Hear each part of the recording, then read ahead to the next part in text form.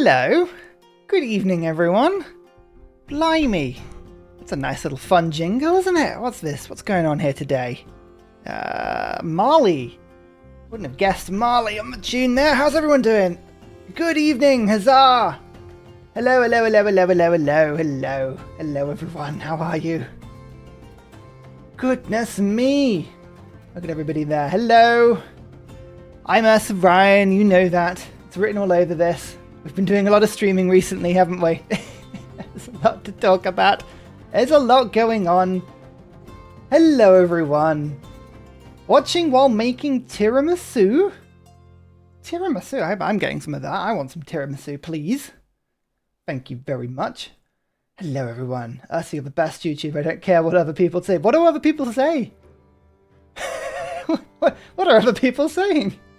Huzzah! He's in a bear and a blonde wig. Hey, fun fact, when that avatar was first made, it wasn't a wig, I actually had hair. Goodness me. You haven't even watched the previous stream, Nicholas. Oh, what a spicy stream that was. It was good. I was live with Bozius, and we were discussing all things Civ 7, which of course I will be doing a little bit more today. Hello, huzzah. Hello, hello, hello. Oh, Gamer Gramps, I see. Yep, we've got some questions coming in. We'll get to those in a second. Don't worry. Don't worry. Just letting people trickle in. We need pics of this hair. Hair pics. It's like feet pics, but slightly more disturbing. Who's my favourite civilizational leader ever? Oh! What's my favourite civilization ever? I think the first civilization I ever really liked was in Civ 5, and that was when you could play as Byzantium, and you got to make a religion that was bigger than a normal religion. You got like an extra belief. I used to love playing with religion because people used to poop all over religion in Civ 5 and say, it's not worth it, it's not fleshed out, and then you could go Byzantium and have this mega religion, and yeah, I quite like those. I like Celts from Civ 5 as well. Celts were fun. Celts is like my local Civ, apart from England. I guess England is probably more of a local Civ, but I had a lot of Celtic tribes, including Boudica used to live right near where I grew up, so that's quite a fun one. Hello from France. Hello to you. Has to be Civ 7 Augustus. It certainly does. Oh dear. Oh dear, oh dear, oh dear. Shizhoni was good. Shizhoni was the first game I ever played on my channel, I think. Was it? I think it was. All those days ago. You were modern era great artist in Civ 7. I don't think there are great artists in Civ 7. I think this whole time they removed them just so they didn't have to put me in the game. I think that's entirely what it is. Polska. Venice was fun. Yes, thanks for taking me to a deity level Civ player. You're welcome, Colby. I don't know if I did that though. I think you did that. You got yourself to a deity level. I just simply gave you the confidence you needed. It was in you all along. It's within you. Korea. Hello from Sweden. Not from Kastrina though. Oh, Christina not doing it for you. Dear oh dear. Boudica being downgraded to Great General in Civ 6 felt so weird. I guess there were no Celts, so we can sort of forgive it, you know. We can forgive it. And she was a pretty decent Great General. She was Unifier Chin before he existed, you know? The original, the OG. Plus, she was like a really good radar. You just select her and you know where every barb on the map is, even if they're in Fog of War, which is quite funny as well. Did I meet Sid Meier? I didn't. I didn't meet Sid Meier. Sid Meier was on holiday. He was actually on holiday, which I do not blame him for. One bit. He was not in the building. Hello, Pravas. Hello. Good to see you too. How are you doing? Do I know if there are any ways to increase terrain yields like Pantheons or Preserves? I don't know if Preserves are in the game, but I would hazard they are not, because of the way districts have been put in, replaced by buildings. Pantheons do increase yields, rural districts increase yields, buildings give adjacencies. There's lots of ways to get yields. I think we're going to have a lot of yield-like ways. We just have to wait and see how it all balances out.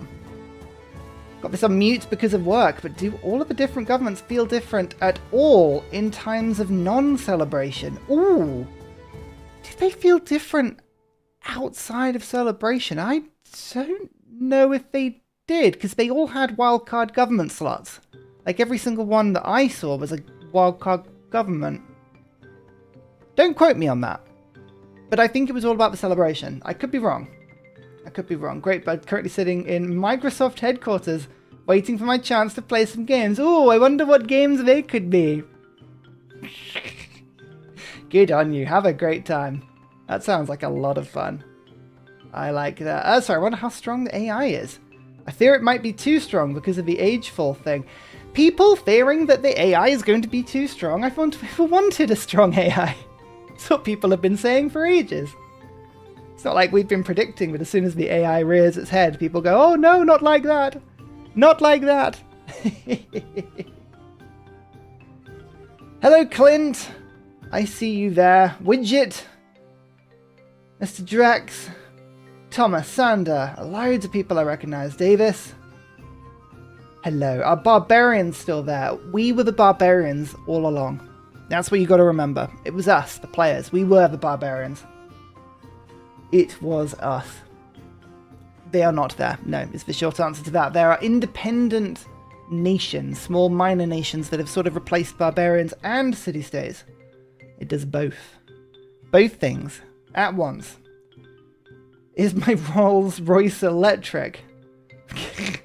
Confident of you to assume I have a Rolls Royce. No, no, no. My car is naff. It's wonderful. What happens when you capture cities having the city limit in mind? Do they apply to your settlement limit? As I found out in the playtest when I summoned a legion of Roman soldiers who were quite literally legion and counterattacked when someone declared war on me and stole 3 of their settlements and found myself very much above the cap and had to quickly fix that because everyone got very unhappy.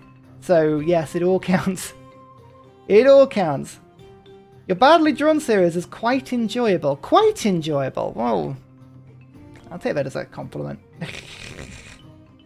Goodness me, all the questions are piling in. Let me just tell you a little bit about what we're going to do today. So I'm going to be streaming for about 2 to 3 hours tonight. And the aim of this stream is basically to act as a Q&A. We need as many clippable Q&A moments as we can get. So get on that clipper, you know? We're going to do our best to answer as many pressing questions with as much knowledge as we can. Now that we've had a little bit of time to look at Civ 7, digest the material, learn, get angry, fear the change, all of these things that we're doing, and we're going to see how many questions we can burn through. If you could do me a quick favor, if you don't mind liking the stream, that would be incredibly helpful, because unless you like the stream, the algorithm refused to show it to people, even though I'm subscribed to by a lot of people. Won't tell anybody unless the stream is liked, so thank you very much if you don't mind do that. If you want to say your 2-hour video was insanely helpful, yeah, if we stream for 2 to 3 hours, we'll barely get over the length of that video. It was a beast.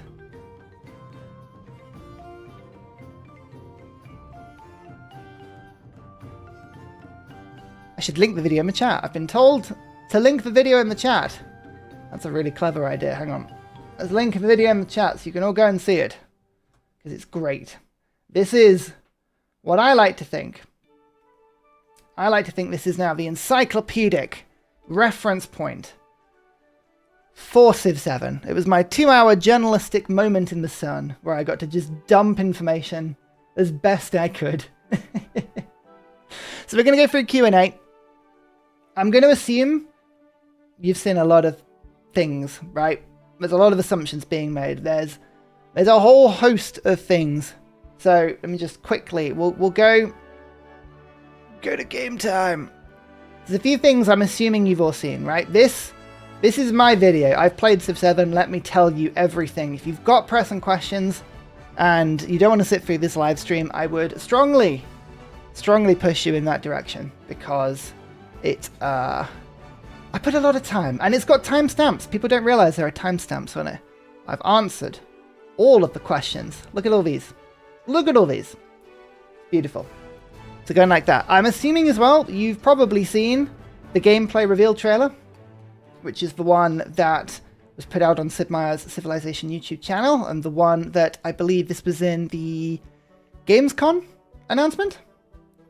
And then I'm assuming you've probably seen the gameplay showcase that happened a couple of hours after, which had a bunch of stuff like revealing that Gwendolyn Christie was the narrator, and basically that you can take most of the senior staff of Firaxis and put them in a large building. Why is it? There you go. The building was, I think, the coolest part of that whole trailer.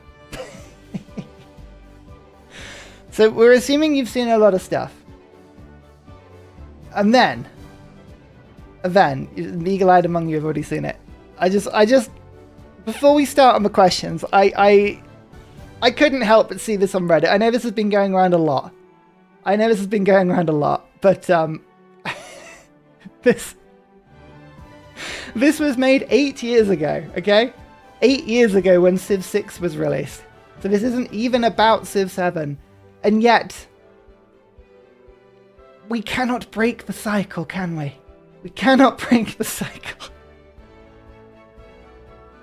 Especially when I read some of the reactions. It's just too perfect, isn't it? It's absolutely perfect. Just embrace the joy.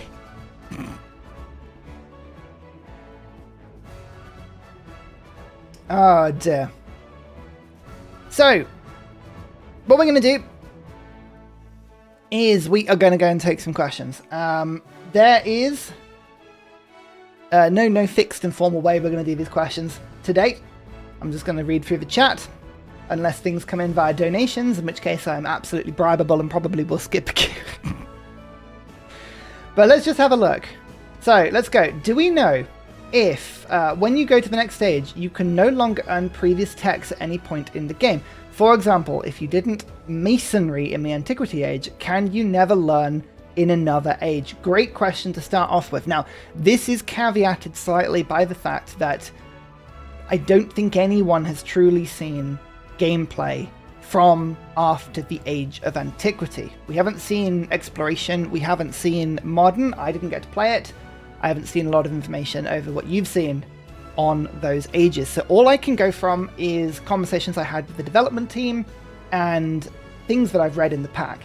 My understanding is that every age has its own distinct tech tree and civic tree.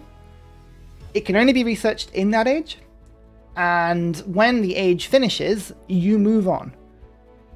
I know that the ages are supposed to act as a bit of a rubber banding mechanism, and I know the game has been designed so that you do not have to play all 3 ages to play a game. So that's what we call a full campaign, is when you get all 3 ages together. But in theory, you can just boot up a multiplayer or boot up a single player game and just play one age in isolation. Totally isolation. So my guess, and this is a bit of a guess, but from the conversations I've had with devs, is that when a new age starts, everyone is leveled to the point of the same 0 tech point. In the same way that you wouldn't expect a nation in 2024 to not know what masonry was, right? Everything, at some point, this is kind of the way the world catches up with itself. This has always been a little bit of a thing with Civ 6, right? If you get really, really behind, you cannot know what bronze working is when someone else has steel. Whereas in the real world, that doesn't happen because these things flow. So I think there's going to be a leveling mechanism, but I haven't seen it. That's my big caveat on that one.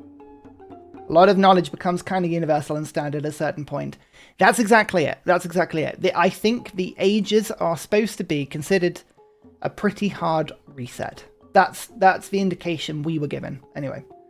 Or sailing, who needs sailing in the 21st century? That's exactly it. Exactly it. Get out of the sea. There's nothing good to be found in the oceans, people. Nothing. Apart from coupe. We avoid coupe like the plague. Right, let's take another one. If everyone switches the age at the same time, how does the game determine in what order players will choose their civics? Or can the same civic be picked up by everyone? Again, the frustrating thing is we haven't seen this process in action. we are on investigative guesswork and assumption based on facts that we can put together. It appears that every civilization has at least one direct path, right? So we know that everyone has one direct path. Let me see if I can find the screenshot. Here we go. If I just pull this up and switch camera here, right? So this is something we saw as part of the gameplay showcase. You start with Egypt in the Age of Antiquity.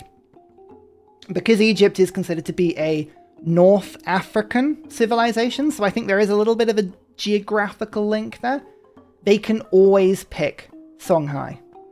However, you can pick other things based on the map. So the example they've given is 3 horses equals Mongolia. Of course it does. I am the horse Khan. I have a source of horse. I am now Mongolia. And then there's other things based on your leader. I don't know what that means. It could be progressing down the leader tree promotions. It could mean that if you, for instance, play Augustus, you'll always be able to go into a Roman-esque civ. I don't know, is the short answer of that. My understanding is that just like in Civ 3 and 4 and 5 and 6, as a default, people cannot pick the same civilizations as other people, unless you tick a box that says multiple copies of the same civ are allowed. So I suspect that's going to be like a tick box thing. Haven't seen it, but it certainly would be an easy thing to do that was very much in keeping with the rest of entries in Civilization. And my assumption as well is that there's going to be a pecking order. There's going to be a system where civs get to pick in order. Now, I would probably assume that it's going to be linked to the legacy trees or the legacy paths, which we've seen a little bit of. Probably going to be difficult just to dive into this and see exactly what we're looking at. We've got ages, reimagining leaders, looking to the future. We'll find a screenshot in a second. There's these legacy paths, which are kind of like the victory trees. I assume if you've got lots of points and you end with a really good score, you might get to pick first. But we don't know. We don't know. And it's frustrating. What connotations does it have for multiplayer? That's a big question. That's a really big question. How's multiplayer going to work? Who knows? But that's all we know at the moment. That's all we know at the moment. Let's take another one. How do you think they'll approach civs that span multiple eras? England, for example. Will we only get colonial, or will we get a Great Britain with Spitfires as well? A little bit of guesswork. I would suggest that civilizations will be locked to one age. I don't expect there to be a civ in multiple ages. Now, for a lot of civs that have had quite a long shelf life, England is a good example, France is another good example, China, Japan, there is a chance that you may have different versions of it. England into United Kingdom or Great Britain would be a good example of something like that. But I would suspect it will count as a different civilization. You won't be able to play the same one from one age to another. So I think there's going to be a little bit of picking, right? When was a civ at its absolute peak? This example is a really good example, right? Mongolia. Mongolia is a present-day country, but can we say Mongolia in 2024 was of the same global importance as it was in, like, Crusader Kings territory, right? In sort of like 11, 12, 1300s? Probably not. So it makes sense they would put it as an exploration age civ. With England, I would thoroughly expect exploration to be the age it goes into. I don't know that, I haven't seen it. But could you imagine playing England and not having man at war? I don't know. It would be difficult. So I expect to see England as an exploration civ, but maybe England's not even in the game. Who knows? Who knows? Tim, do you have a chance to stay as a current civ if you don't want to change? I expect the answer to that will be no, because I think that civs are going to be locked into an age. I think you're going to have to change. I think a lot of civs are going to have very similar abilities. So I think in the example that was given that you can see on screen, Egypt and Songhai, the abilities they both have are very much interconnected. They are all about navigable rivers.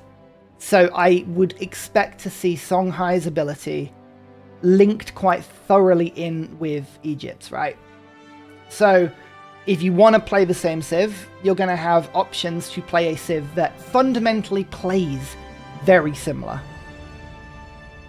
But you're not going to be the same Civ. So you can't wear the Egyptian colours, you can't wear the Egyptian hat anymore.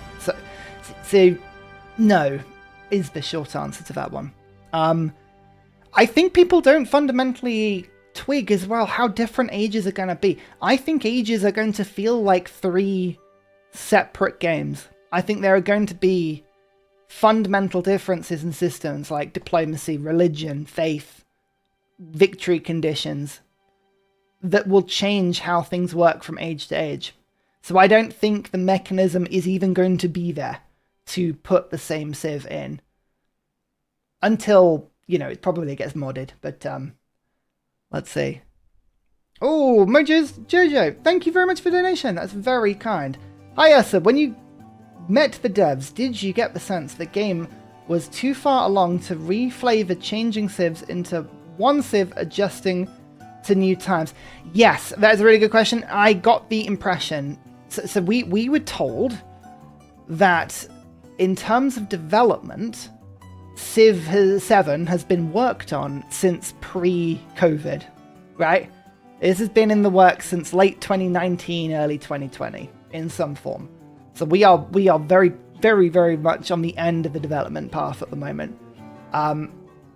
When I listened to a lot of the presentations, when I listened to a lot of what the devs wanted from the game, the age system, I think, is fundamentally baked into the game.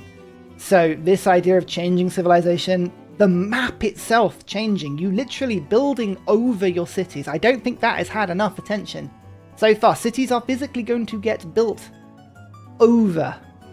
It's going to be really cool. I am really excited to play that one. I think that's going to be brilliant. I think they are not going to go back on that one. I think, as Mr. Drex has said, they've crossed the Rubicon. There's no going back from crossing the Rubicon. That's gone. Mostly Harmless asks, has there been any talk on optimizing the AI turn times? This is my biggest problem with Civ 6. I didn't hear any conversation about AI turn times. What we were told about the AI is that it kind of links into another point I'm sure we'll come up to. Firaxis, as a game developing company, is now the biggest it's ever been. And they were very, very keen to tell us just how many people they had compared to previous launches, and how skilled those people were, and how fleshed out the teams were. And one of the teams they wanted us to know about was the AI team. They are a lot more fleshed out than they were before. They're confident on the AI. They seemed very confident on the AI. And it's difficult for me to say at this early stage, because I've only played one game on Prince difficulty. The early signs I saw is that the game was playing pretty competently. I got surprise ward. I had a commander dump a bunch of troops on my borders and attack a city, and my city lost over half its health. So I wasn't ready for it, but that was a positive, encouraging sign. So I think the AI is likely to be pretty decent in comparison to 6, because I think they're putting a lot more resource into it. Will it ever be in a position to guarantee victories over people? No. We are never going to be in a chess situation where the AI is so strong that even grandmasters can't beat it. We're never going to be in that place, because Civ is too complicated a game. It's too complicated. Doesn't work like that. There's no AI in the planet that's good enough. Otherwise, people like Roman Holiday wouldn't have, a task in building new competent AI systems. So no, I don't know. I didn't hear any conversations about AI turn times. All I know is that they are confident about the AI and its its ability generally. That's what I heard. Mr. Drex asks, Ursa, I really wonder, is religion similar to 6 or is it new? Oh, religion. Here's what I know. Pantheons existed in antiquity. pantheons have been rebalanced. There's no 3-settler pantheon anymore, that's gone. And the pantheons definitely appeared to be a lot more fleshed out than before, right? They were a lot more balanced, a lot more interesting, a lot more going on. That was in the Age of Antiquity. There were a lot of hints about religion, but we saw nothing about it in Antiquity. When we spoke to developers outside of the gameplay session, they would not explicitly confirm the existence of religion either way in the game.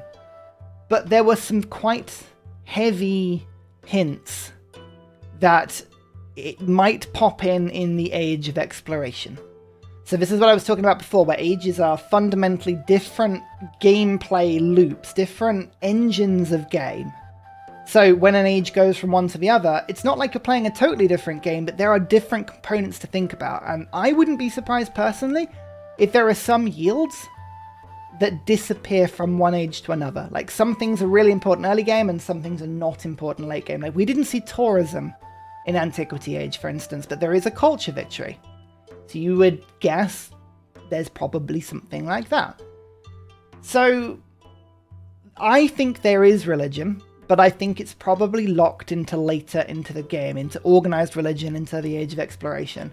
Now, there was a bit of it was an interesting conversation that a lot of us creators had with the development team, where we were arguing that religion very much is an important stage, an important part of the Age of Antiquity.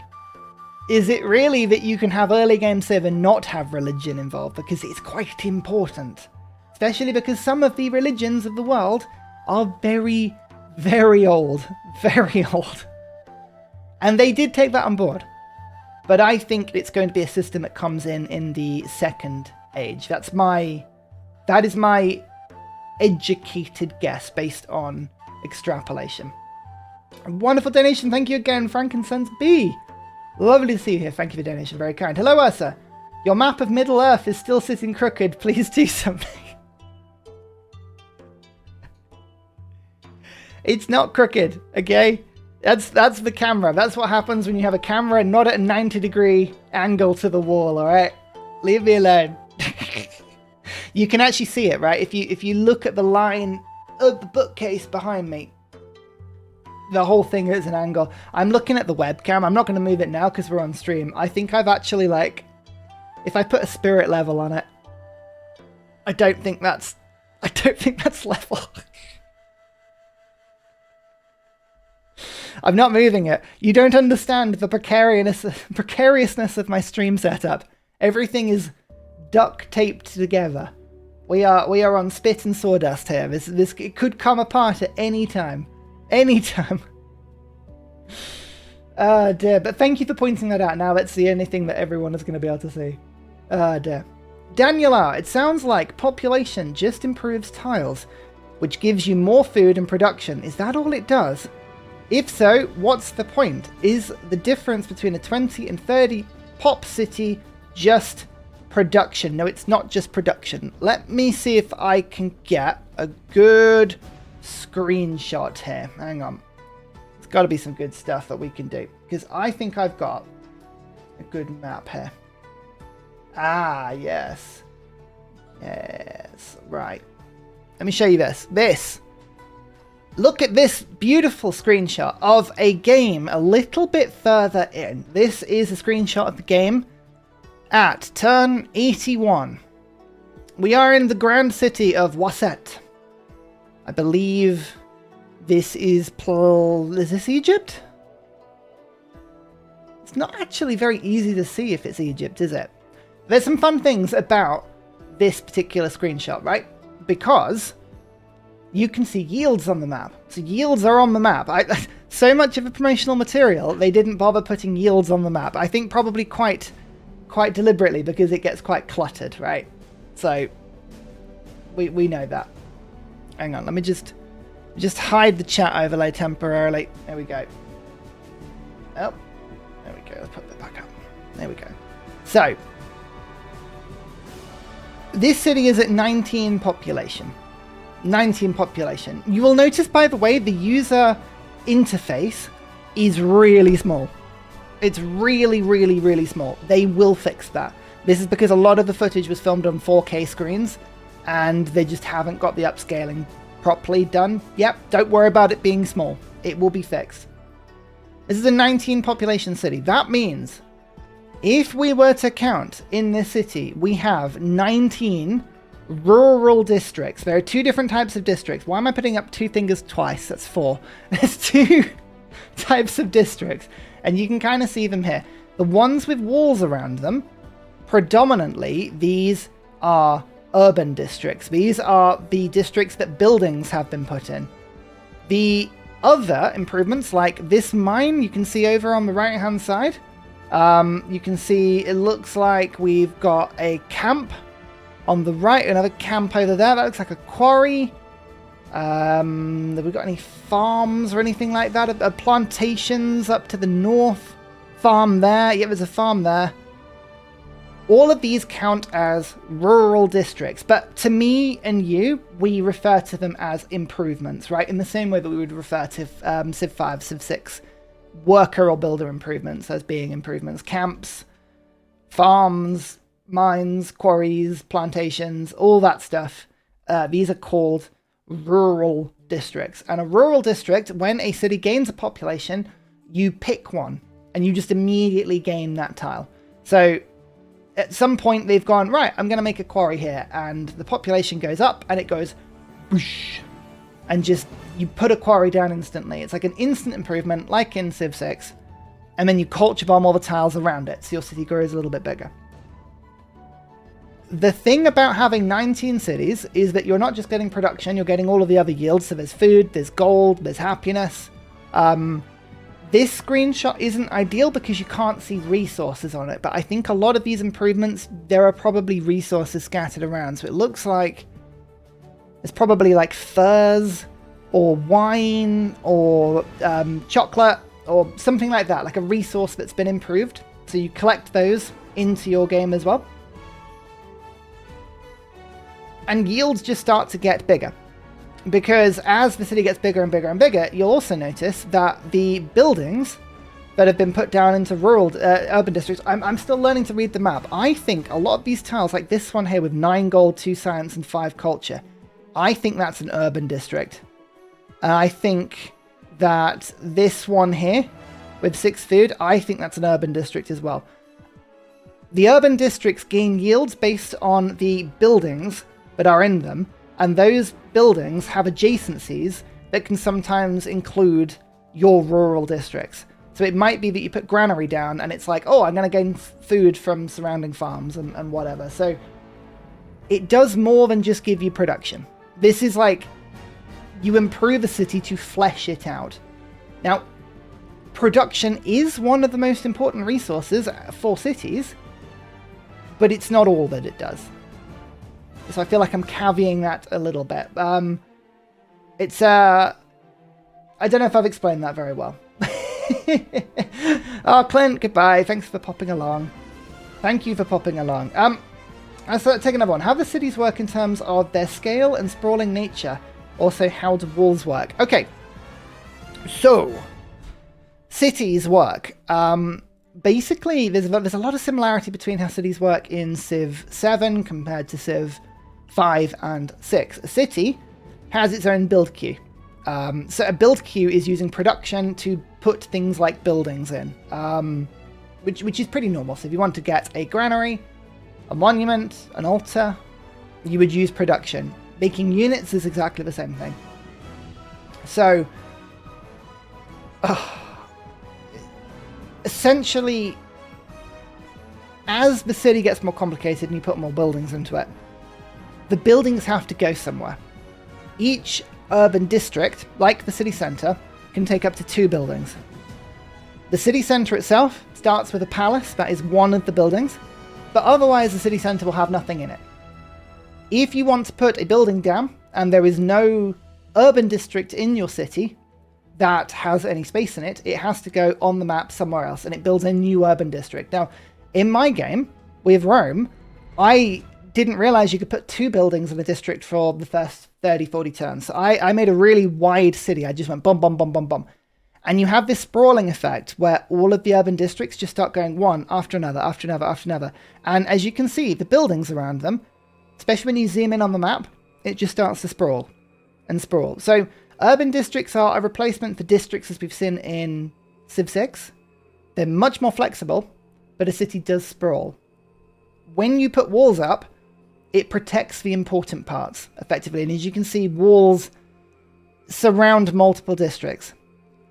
I don't know the rules on how to make walls make sure it hits all of your city or part of your city. We didn't get to see that. I didn't get to test that in full. I built walls, it put it around all my districts. So maybe what's happened here is the walls were built and then districts were put down after. I'm not sure. I couldn't tell you.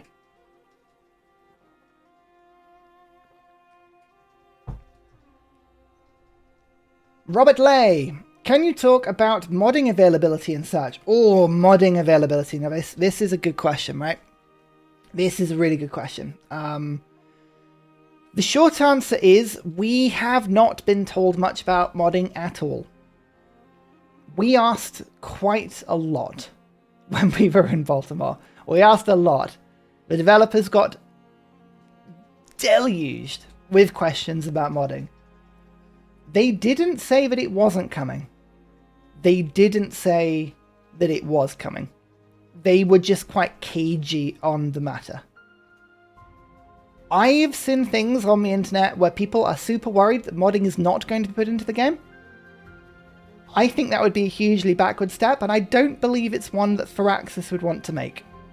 I don't think that modding will be avoided. Now, clearly, Civ 7 is going to be a multi-console release on multiple platforms simultaneously. What have we got? Switch, Xbox, PlayStation, Windows, iOS, Linux. All happening at the same time. Of all of those platforms, it's only the PC-based ones on Steam and to a small level Epic Store, manually, that allow for mods. Unmodded gameplay makes up a huge financial commitment of the amount of money going into Civ.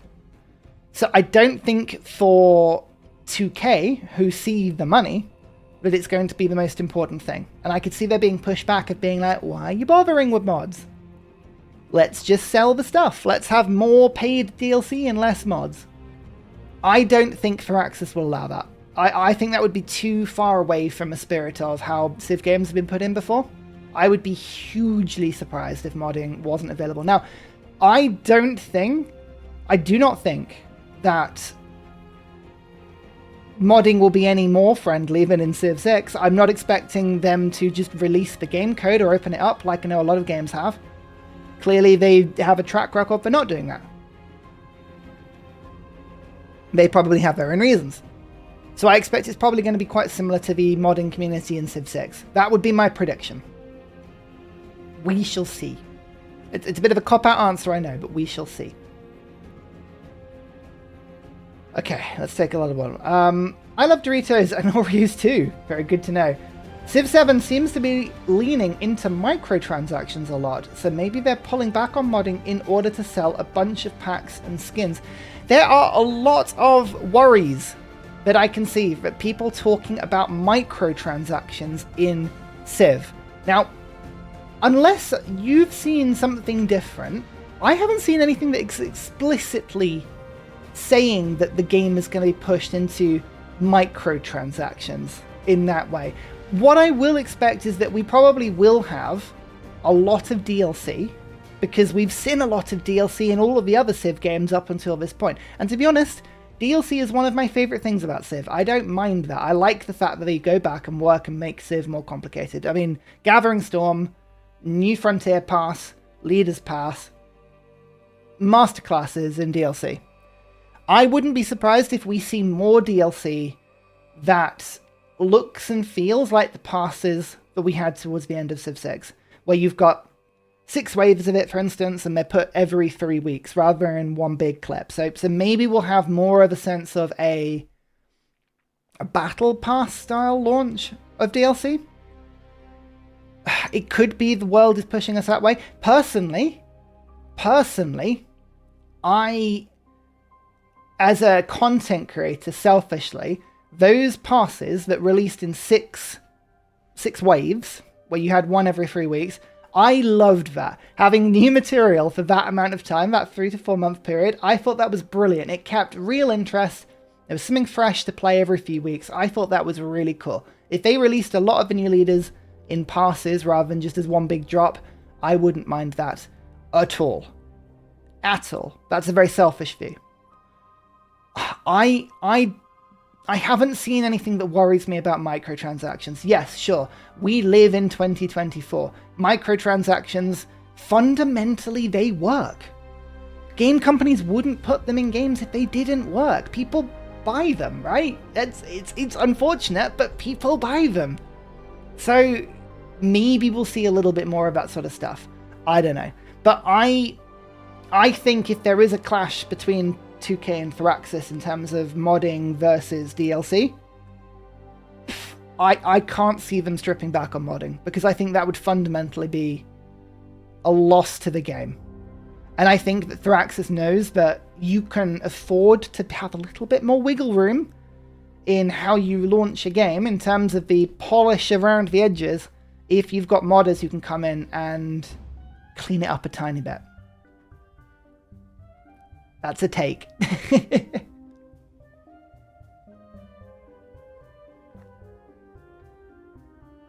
Right. Is Hitendra Pratap, is Faith still going to be a victory type? Oh, is Faith going to be a victory type? It's difficult to say. When we were playing the Age of Antiquity, there were 4 paths.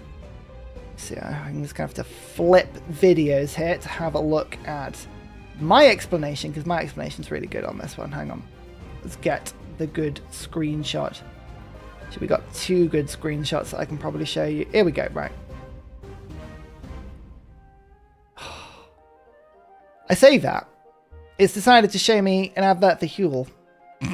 Why does it think I'm interested in Huel? Right, so this is what we saw in the Antiquity Age, okay?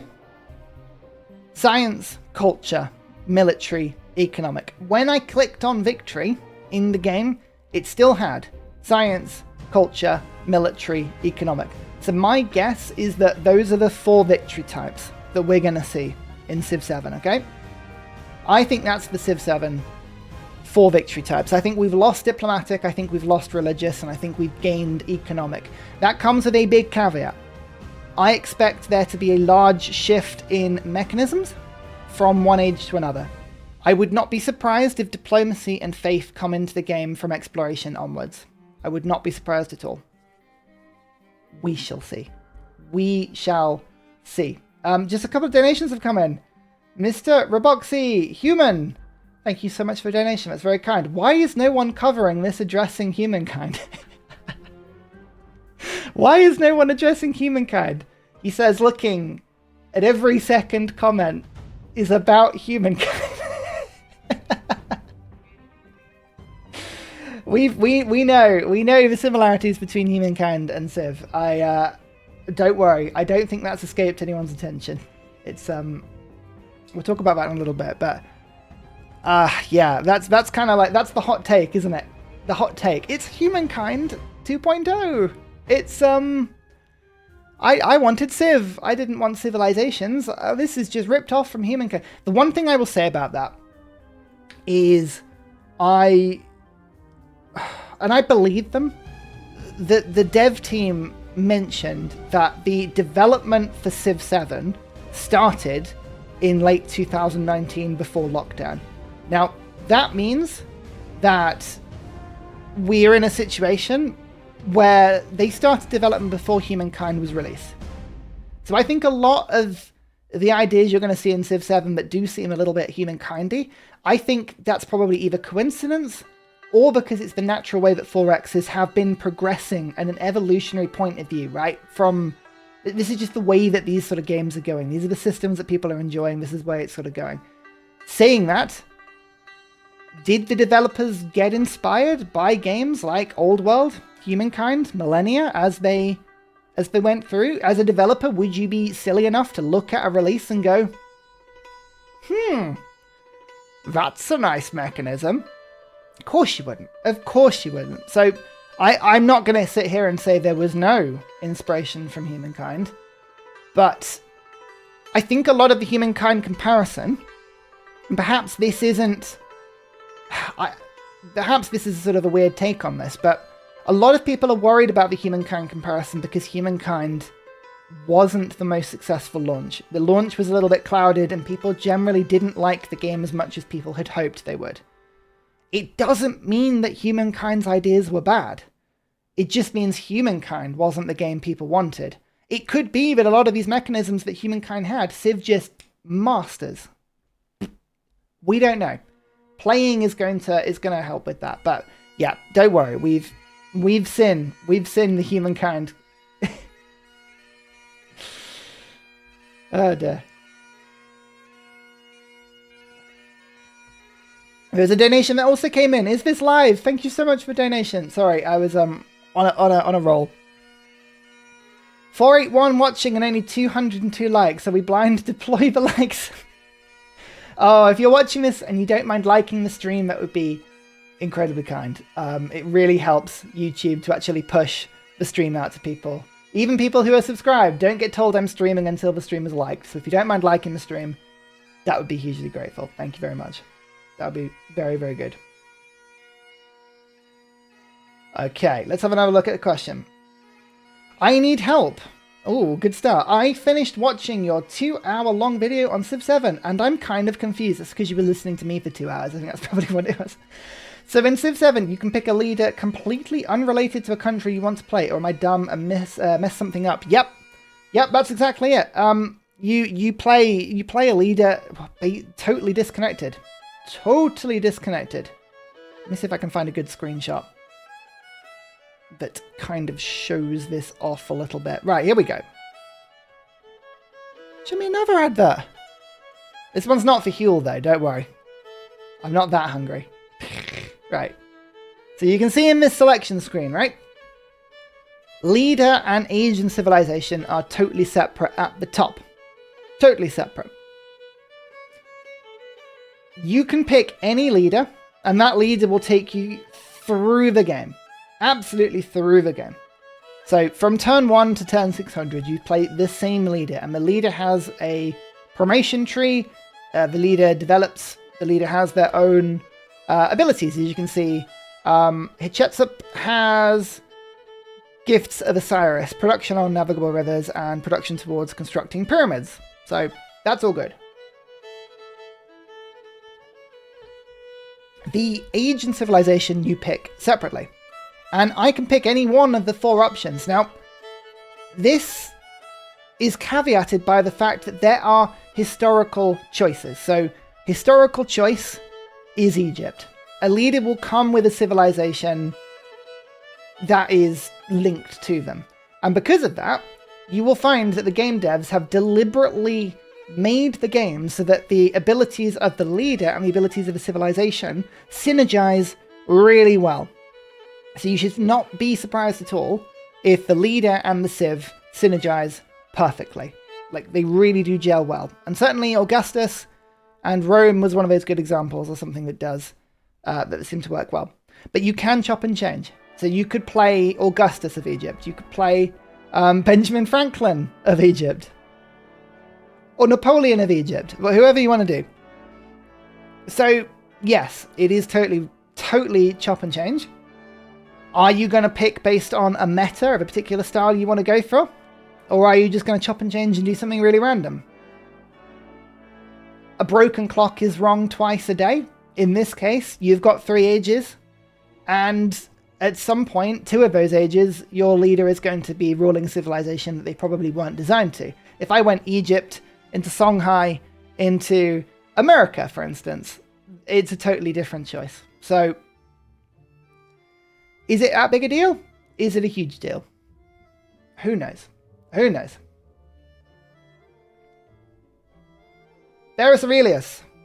The real issue is going to be how many civs and leaders there are. A lot of each, and the game will work very well, in my opinion. Yes! In any Civ game, variety is the choice. It's the spice of life. In Civ 6, we had enough to run 50-player games, right? Huge number of civilizations, huge representation. I think this system of having historical, semi-historical, and modern civs is going to mean that we have a huge amount of possibility for representation to get all of your favorite civs in, to have a really complex roster of civs and leaders. We could have the most expansive list of people that we've ever had in a game in this game. My one caveat to that, I hope that by doing this, they haven't created 3 times the work for themselves, because the Civ only goes into one of 3 ages, right? If you make Rome is an antiquity Civ. You can't play them in exploration, can't play them in modern. So, does that mean we're going to have 3 times as many Civs? Or does that mean we're going to have 1/3 of the choices in each age? I worry that we're not going to have as much choice, because they've given themselves 3 times the workload. I hope that's not going to be an issue, because it sounds like they're really confident. From what the conversations I was having with the dev team, they are confident in their capacity to kick out good content. They've got a good, strong team. They've got good headcount. They've got a drive for it, right? So we might see a really complicated roster, but we might see a 3rd at the beginning. Are we going to see Civ on launch with only 6 or 7 options in each age? I don't know. I don't know. It's going to be interesting. All right. Blue Mountain, 1992. Could you clarify what you've been told about roughly what time period the ages cover? I'm confused as to whether the medieval era fits into antiquity or exploration, or if industrial is exploration or modern. It is a very good question. We haven't been given information on the defined period of time that separates out the ages. I think thematically, from what I can pick together myself with everything we've seen, I think antiquity is going to be ancient, classical, and early medieval. So I think medieval is going to be split between antiquity and exploration. I think exploration is going to be late medieval, Renaissance, and early industrial era. And I think that the modern era is going to be late industrial, atomic, modern, future onwards, right? Information, future. That's where I get the sense. I think about it this way, right? Exploration is supposed to be the age that is like the age of sail, the age of piracy, exploring around the world in galleons, and then eventually finding assets in colonies, making colonies, exploiting them, bringing resources back in, English Empire at its height, into industrialization, right? That's what I think that age is going to be. If you can define that age, everything else around it kind of makes sense. That's my thought. But we don't know, is the short answer.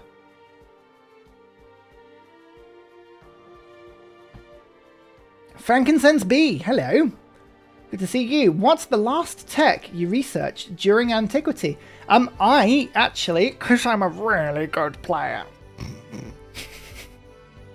I got to about 135 in that age, and I hit Future Tech and Future Civic. So there is a Future Tech and a Future Civic at the end of the tree. I'd hit both. It was only on Prince difficulty, and I think things are probably going to get balanced out a little bit. But I was hitting things like mathematics, advanced stonemaking. Is it what the... I think I had a shot of the tech tree somewhere. Let's have a look. This is the civic tree.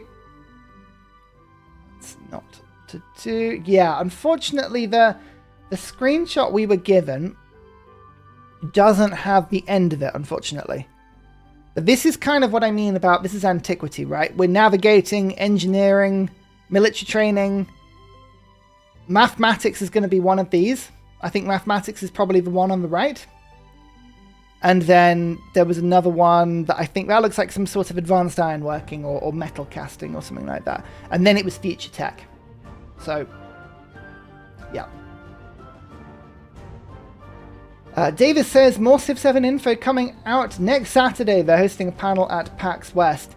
I tell you what, until February, there's going to be a whole host of new information dropped continually. I wouldn't be surprised if a bunch of that information was also leaked. Definitely not by Firaxis.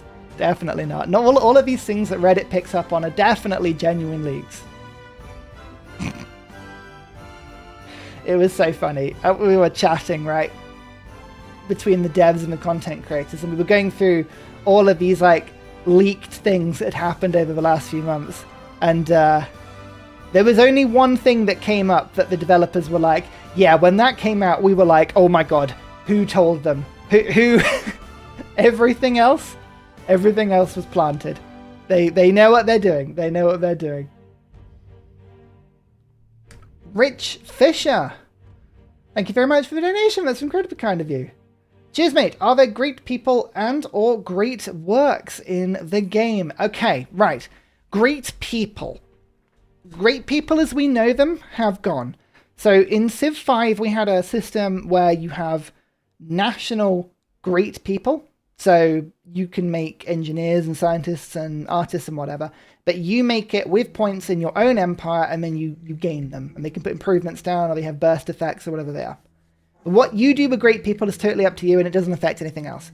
In Civ 6, there was a global pool. There were great people points. Anybody can claim them, but once one civilization gains a great person, that's gone for everyone. My understanding is that great people in Civ 7 is going to be a system where certain civilizations have certain great people. So I believe, for instance, Egypt could unlock Imhotep as a great engineer. But they are locked to civilizations. So it's more that you have special people that appear in certain civilizations. Not that there is like this sort of big global pool of people that you can select. So they are going to exist, but they're more like unique people to that civilization than they are great people. We don't know a lot of information about it. We haven't seen it in progress and in practice. I only know about Imhotep. I don't know what the Rome one is, or if there is a Roman one. I assume it'll be some sort of general, but I'm not entirely sure. It was an unlocked thing. I didn't play Egypt. I wasn't entirely sure. I think Bose was saying it was something that was scripted once you hit some of the Egyptian milestones, I think. But I'm not sure. Great works do exist. I'll tell you about one type of great work that I had. I go back to this screenshot. You can see that in the tech tree, there are these mastery things. Now, mastery is like you pick a tech you like, and then you can spend more science after unlocking the tech to make that tech better. So, for instance, if I'm playing a naval game and then I unlock navigation, I unlock my quadrireme, and I want my quadriremes to be really, really, really good, I might go for mastery and unlock a policy card or an improvement that makes my quadriremes better. So, when I was playing, I was focusing on science quite heavily. I went for writing, unlocked a library, and then with mastery, unlocked a thing that made libraries better.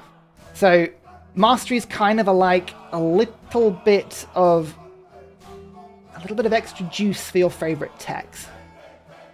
A lot of these masteries, both in the civic and the tech tree, unlocked things called codexes. Well, the tech one is called a codex. A codex is like a great work of writing that gives you science. And when you were progressing through the tech legacy path in the Antiquity Age, it was all about unlocking codexes. So by the end of the game, I had like 9 or 10 plus 2 science per turn codexes in my empire that can only sit in libraries. So they're a little bit different.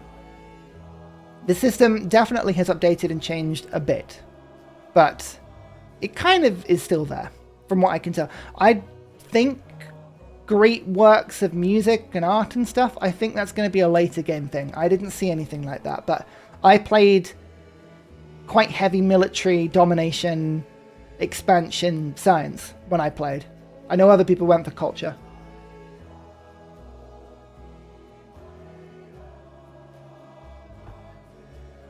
Smalm, can you talk more about economic victory? It's what I'm most hyped about. Economic victory. I can a little bit. Yes. Yes. I mean, there it is. Right.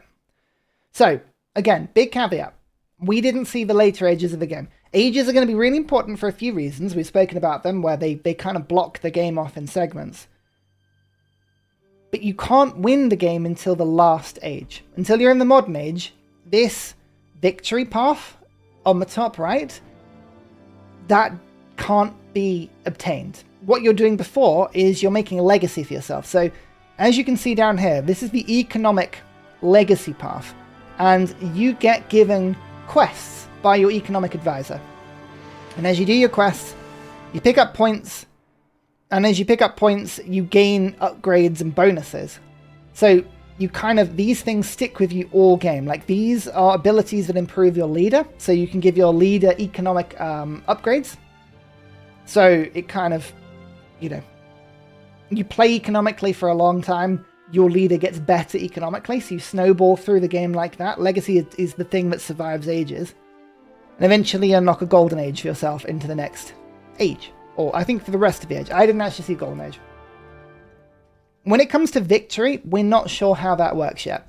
I suspect if the economic victory is anything like the legacy paths, it's going to be about accumulating luxury resources, or resources generally. It's going to be about getting improvements. It's going to be about making trade routes. It's going to be about making gold per turn. Those are the sort of things I expect the economic victory to be about. Until we see the ages progress, we are really limited on data. The only victory paths I can make a solid scientific guess at are military. It's probably going to be conquering capitals, just as a wild guess. And science is likely to be to space, at a guess. We've seen... there was a shot of the rocket going up, right? So we know that space is a thing. That would be my guess. Anyway.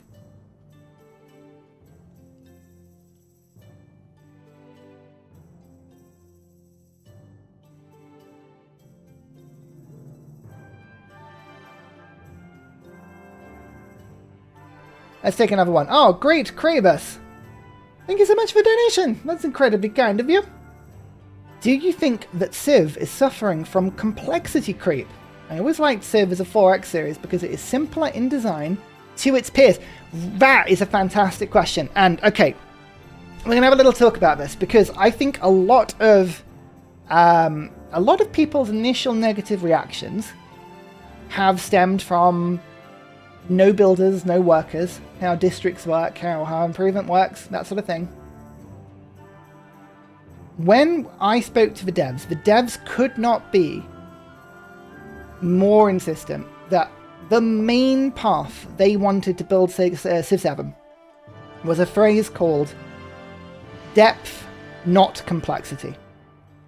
They wanted to design a game that a new player can just jump into. Anybody that's picking up console for the first time, anyone that's playing on Warlord, Chieftain, or Settler difficulty, anyone that just wants to play really casually, they can pick up a game and you can just bumble your way through it and you can generally do okay.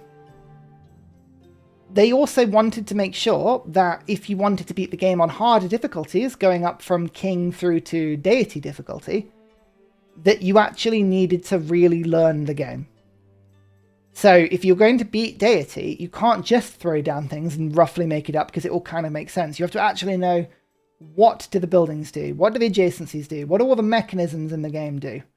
And you have to really learn it. And this is where depth and not complexity is. There is a lot of really, really big, complicated systems that under the skin of the game are going to take a long time for you to learn and really get a sense of. But a lot of the stuff doesn't seem to be entirely needed if you just want to plonk things down, move units around, play on easy difficulty. So I think it's going to be definitely a much more accessible game than previously. I think in terms of complexity, is it suffering from complexity creep? I don't know about that, but this is certainly going to be the most complex Civ game we've seen. The devs did say that they believe that Civ 7 on launch is going to be more complex than Civ 5 or Civ 6 with all of its DLC. And I know a lot of us content creators we agreed with that conclusion. So we'll see if that turns out to be true. But I think that's probably going to be quite accurate. The other thing the devs really wanted to state, they don't want people getting bored with the game. This is one of the problems with the snowball effect of Civ 5 and Civ 6, right? If you do well in the game, you start doing well and you do better and you do better and you do better and you snowball, and by turn 100 you know you've won and people lose interest in the game. How many of you watching this right now can confidently say that you often give up on games because you know they're going to win, right? You don't follow them through. You continue to, you restart the game. They wanted to make sure that the mid-game and late game were really engaging and they kept people going all the way through the game. So I think a lot of the complexity of the game in terms of like how easy it is to pick up has been taken out to smooth it through so that in the mid to late game, the game is nice and streamlined and it's nice and quick to play, right? I think that is a concerted effort from the devs. That will be a huge, huge change. But I don't necessarily think the game doesn't have depth. I think the game is going to be very difficult to master. I'm confident. I like the philosophy they've got. If they've made a game that is really interesting, mid to late game, it's going to be the best Civ we've ever played. Because how many people say that early game Civ is what they like, right? Early game Civ is what they get in. And as soon as the game gets late, they're not interested anymore. That's what we're trying to stop. Thank you for the donation, Jacob. It's really good to see you here. Railroad game mode confirmed. Oh, now, here we go. Here's the interesting one. I think there was a shot of Railroad, wasn't there? Let's see if we can find it. I think there was a shot of rail... Yeah, here we go. Ta-da! So this was from their gameplay reveal trailer. Just feast on that. Feast your eyes on that.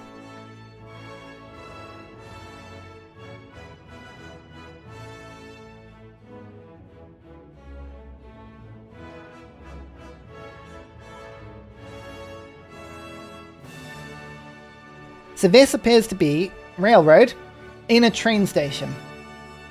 Now from this screenshot, I don't think the railway goes anywhere. Apart from, like, there.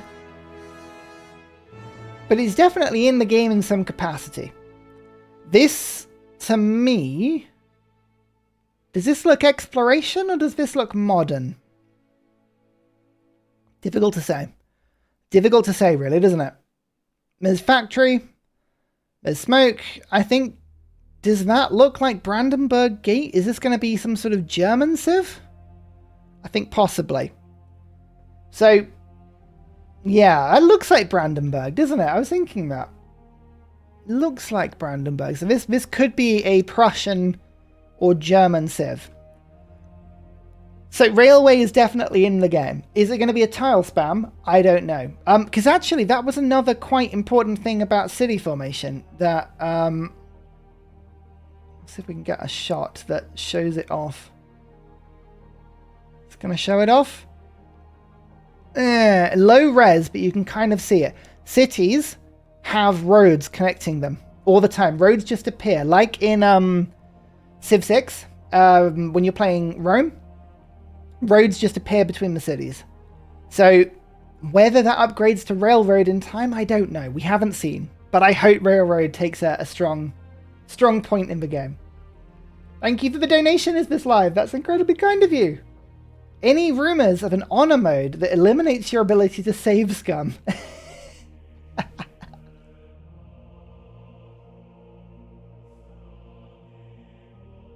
They should call it Ursa mode, where you have to play through every game you're given, right? You're forced to play through every game you're given. This screenshot looks to be exploration, doesn't it? These look like flighty boats with sail and proper stuff. So this, yeah, I mean, there's no railroad that I can see. I feel like railroad might appear. I think it might be something that just pops in, but I don't know. Ursa made that you just get turned into a giant bear IRL. Hello, Bose. How you doing? Mister, I dropped an update video and got hundreds of thousands of views. You absolute legend of the machine. Well done, you. Go subscribe to Bose. Bose is wonderful. Bose is great. We had a great stream last night. I really enjoyed that. We should do that more often. That was a lot of fun. Oh dear. Let's take another question. KMG24 says, I didn't like how in Civ 6 traders wouldn't necessarily build roads where you wanted them, so this is reassuring. Yeah, roads get spawned immediately between cities in all directions, including foreign civs as well, right? So if you settle next to an opponent, a road will appear. If you have 4 cities next to each other, roads appear between them. So roads just happen now. The devs knew that building roads was a really annoying thing. Because either in Civ 5, you've got to manually make builders do them, or in Civ 6, you've got to get traders to do them. They knew that. So roads are now auto-planted between all cities, regardless of where they are, whether they're yours or not.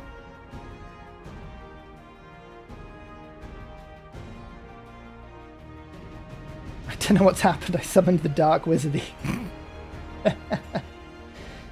Okay, Edmund D says, in the trailer, combat between 2 units seemed to continue over several turns.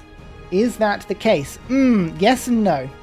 Yes and no. So this, I think, was something that visually happened in the game that I think took away from the reality of what was actually happening.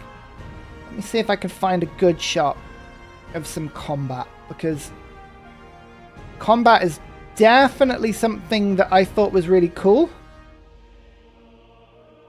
See if I can find a good shot.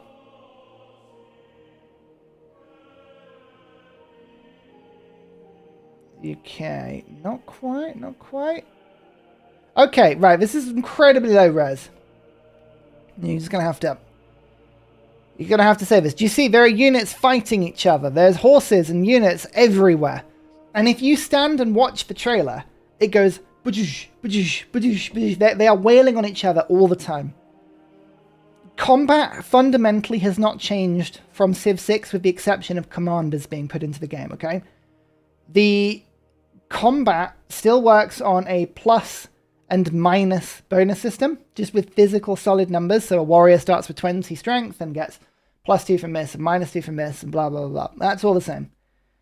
However, when a unit on one tile stands next to a unit on another tile, and they are aggressive, they start fighting each other. Now, that doesn't mean anything's happening. What the animated team have done is just got really excited, and now if there is zone of control between 2 units, it will look like they are fighting continually. So, for instance, if I have a unit on this tile and it's surrounded by enemy troops, the units on all sides will now begin to fight. It does not have a gameplay effect. Combat is still, I click a unit, I attack another unit, it instantaneously does damage to them. It is purely a visualization of zone of control, and it looks really, really cool, right? It's a very cool tweak, and it looks awesome because units will be scrapping around the map continually as you're deciding what to do in your turn. It looks awesome. But there is no, like, continual combat. Combat fundamentally is still the same as in Civ 6. So I think that was probably quite a confusing thing based on a lot of what people were seeing.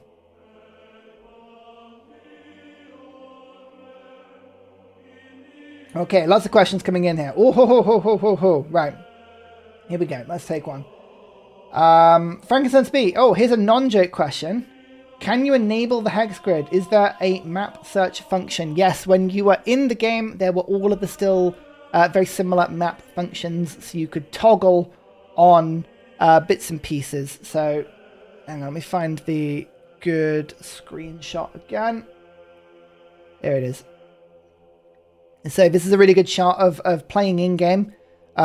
You could still press the G key for grid, I think it is, and then these sort of faded lines appear and disappear, so you can have the map just looking really cool, or you can put these lines in. You can obviously turn the yields on and off. You can put resources in and out. There's a lot of customization that we've seen before in previous games, so it was always a toggleable thing. That's still fun. Cannon asks us, will you not immediately disable animations in this version? It is tempting not to. Everything looked really cool, and everything looked like it was moving pretty fast, to be honest.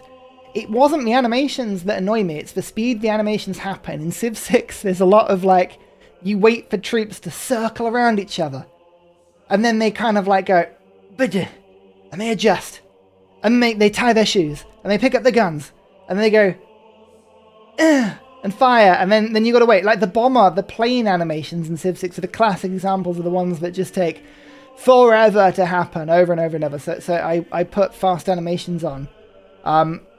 If they fix the speed of it, I will absolutely keep them on because they look really cool. The graphic style is good enough that they look really awesome. Okay, Elias Dawn asks, do you know anything about barbarians? I do. Barbarians are not in the game anymore. There are no barbarians in Civ 7. The system has been replaced. It is gone with... Let's see if I can find a good shot. Little independent nation. Not going to be on that one. Let's go to the absolute brilliant source of all good information, my video.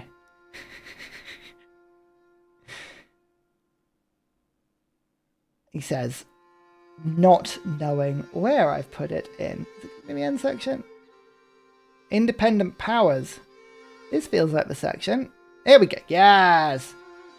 Yes.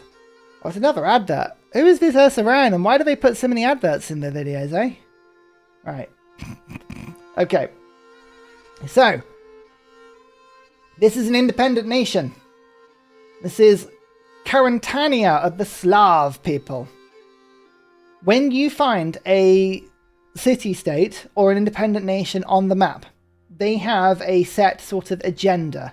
And by agenda, I mean whether they're going to play ball or not, whether they like you, whether they're going to be friendly or not friendly. So in my sample game, when I was playing Rome, I had two next to me. I had one that was very friendly, and as you can see, you can spend influence here, and I spent some influence with them, and after 20 turns or so, I became their suzerain, and when I was their suzerain, I could pick a bonus. I could actually pick what bonus I wanted, which is really cool, and I think that bonus evolves with time. So that was a really cool thing. The other city-state I started next to, the other independent people I started next to, they were jerks. They were absolute jerks. And they sent unit after unit after unit to come and raid my borders. They have kind of replaced barbarians in that sense, right? So barbs are still in the game, but they're not called barbarians anymore. The impression I got with the dev team when I spoke to them about this, they were aware that barbarians as a term is a little bit tricky, because it's like, what are barbarians? Who are barbarians? Barbarians, the definition of barbarians, they change from nation to nation. And one nation's barbarians might be another person's liberators or freedom fighters. And especially as we now go into 2025, the definition of barbarian becomes a little bit more tricky. So they wanted to keep up with the times, and they wanted to update it into this sort of independent nations where you get some really good and some really bad. And as you can see, you can incite raids and you can treat them really badly and conquer them. So barbs are still in the game. I think the best way to think about this was one of the best bits of Civ 6 DLC we saw was the introduction of barb clans, right? Barb clans, where you have actual actions in Civ 6 that you can take with them. You can hire troops, you could bribe them, you could get them to incite raids. what they've done is they've taken that system and they've expanded it. So you can interact with barbarians way more. And that's why independent nations are now kind of barbs and city-states all in one thing. So they're still in the game, but the system is now way more fleshed out. They're not just random hooligans on the map that are going to beat you with sticks. They're much more important. They're much more sensible than that. And I think the role of independent nations as you go from age to age is going to change. I don't think there's going to be barbarians as we know them in later ages as much. That was the impression I got.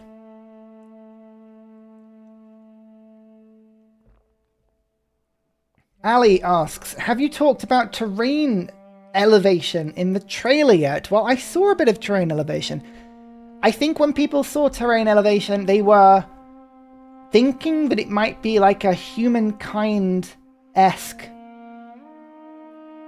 using units around the map and having combat that zoomed in on the map and had like, you know, like intricate fights like that. It's not like that. There is terrain elevation to an extent.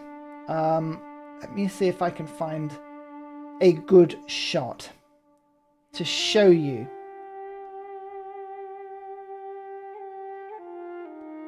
Does this shot have any? Nope. What about this one? Not really. What about this one? Ish. All right, let's see this shot. So, okay. You can see there are a couple of tiles. Oh, right where my head's over. Hang on. Let's move you over there. There you go. I've translocated. Do you see here? There's this cliff, right? At the bottom of the stream. There are kind of like inland cliffs now. So it's not elevated terrain in the sense that the whole tile is above. It's that there is a cliff from one side to the other. And it means you can't move a unit up the cliff. And you can't move a unit down the cliff. So you can have an archer stood on top of a cliff and it can fire and gain terrain advantages from it.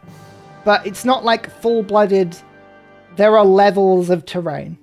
It's like, you know, like cliffs in Civ 6, you couldn't physically embark or disembark a unit onto or from the coast over a cliff unless it had a promotion. That's kind of what it feels like, right? That's kind of the main variation here. I think archers did get a small combat bonus from them. I think scouts could see a little further from them.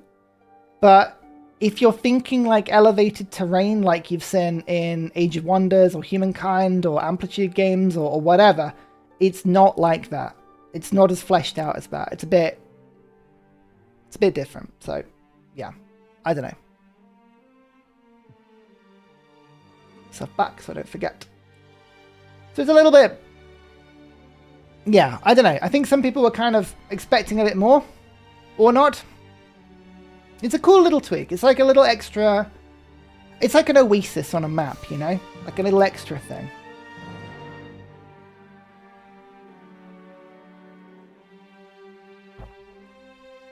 Basilis asks, hey Ursa, can you put improvements on the 4th and 5th ring? No. Unfortunately, this was something that we are... So, we, as I say, we did a lot of talking with the devs. And one of the things that came up a lot was whether or not cities could be expanded into the 4th and 5th rings. It turns out that cities having 3 rings of workable tiles is fundamentally baked into the code of the game on so many levels, right? On so many levels, not just in terms of city placement and how far cities can go from each other, but district adjacency in terms of yield apportionment and balancing, and there's so much of the game, and even the code of how cities physically work. If you were to add a 4th ring into the city, the entire script, the entire code for how a city works in Civ would have to be ripped up and redone. They didn't want to do that.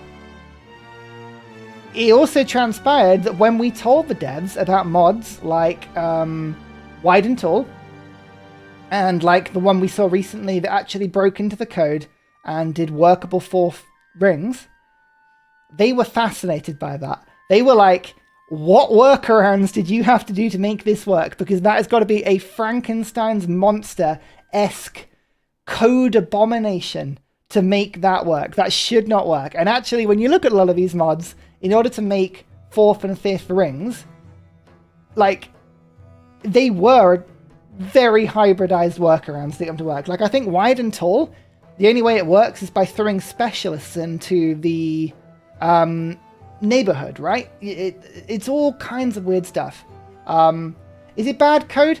It's not bad code. I want to be quite clear here. I'm not saying the code for 3 tiles is bad. It's just people think code is like easily worked and malleable. This is like fundamental base code that has been built over a lot of iterations of Civ. They didn't want to redo that code for this game because their prioritization was Civ 7. As we can see, there's a lot of change in the game. Their attention was in other directions. They were doing other things with their time for the code. So it was not their priority. That's why we will not likely see anything that puts 4th or 5th workable rings into a city anytime soon. And it's not just the code, right? It's not just the code. It's the balancing of the entire game would need to change if you could suddenly work 4th or 5th ring tiles. Now, do I think it would be insanely cool to be able to get 4th and 5th ring? Yes. Do I want to see it? Absolutely. Like, I am 100% on board with the big wide city train, but when it was explained to me, I understood a bit more as to why they haven't done it. It's a bit of a shame. Don't get me wrong, I'd love to see it, but that's the message I was given.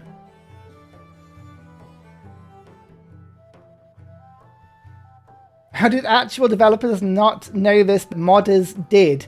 It's not that the developers don't not know it. But when they change code for the game, they want the whole code for the entire game to be as solid as possible. Because remember, they're coding for like multiple platforms with multiple DLCs and everything. Modders can just like hybridize bits and pieces and just fudge solutions in. It's why mods are so good. But it's also why a lot of mods clash, right? Like if you put 2 different mods in that try and do a same thing with a piece of code, the entire game just explodes. It just goes nuts. And some mods just don't work full stop, or they're like really glitchy or something.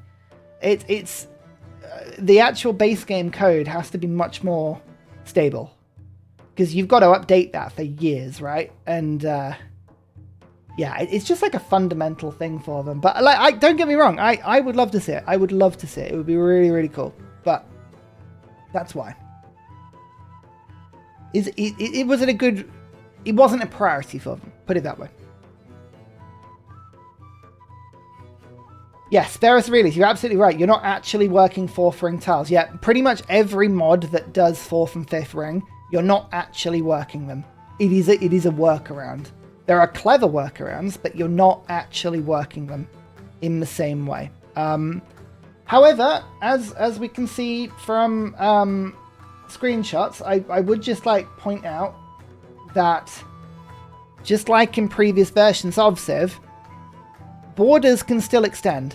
So you can still extend borders onto the 4th and 5th tiles. It's just you can't work them. So, and I think you culture bomb out that far now as well. I think you can culture bomb the 4th ring. You just can't work it per se.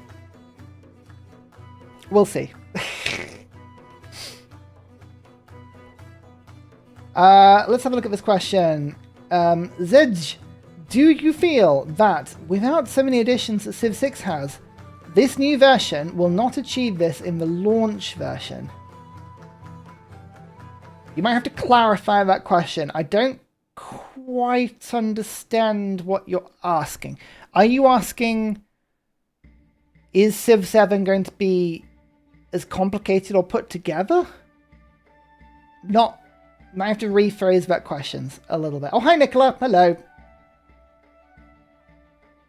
I'll go for another question for now. Widget Brittle, hello. I think you said the graphics are better than when you saw them in person. Is that correct? The map and things look great, but the leaders look like unfinished models. What do you mean the leaders look like unfinished models? What? What do you mean?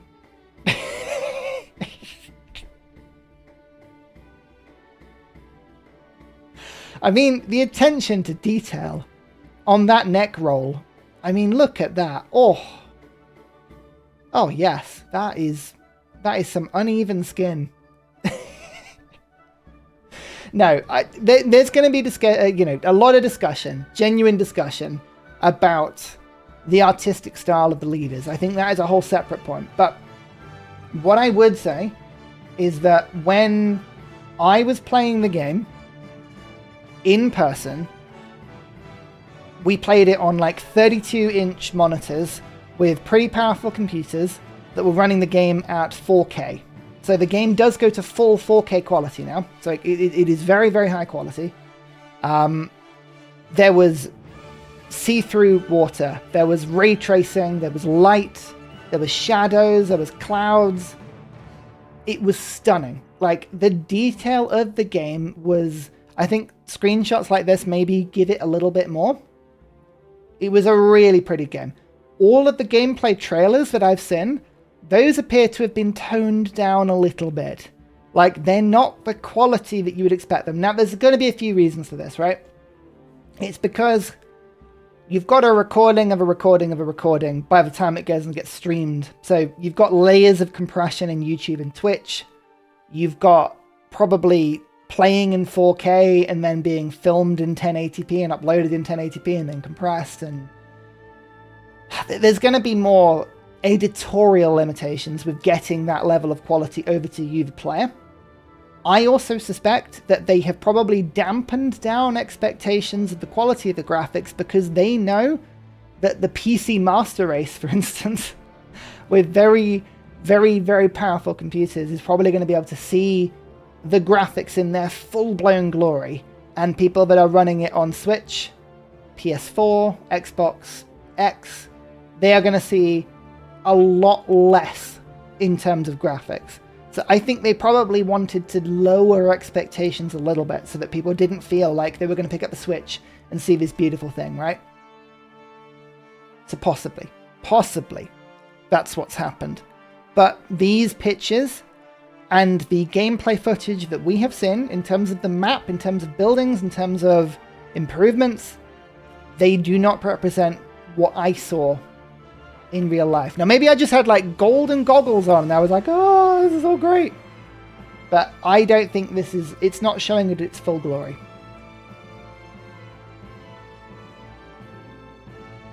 Leaders are a whole other thing. Leaders are an artistic... But you know what? Sometimes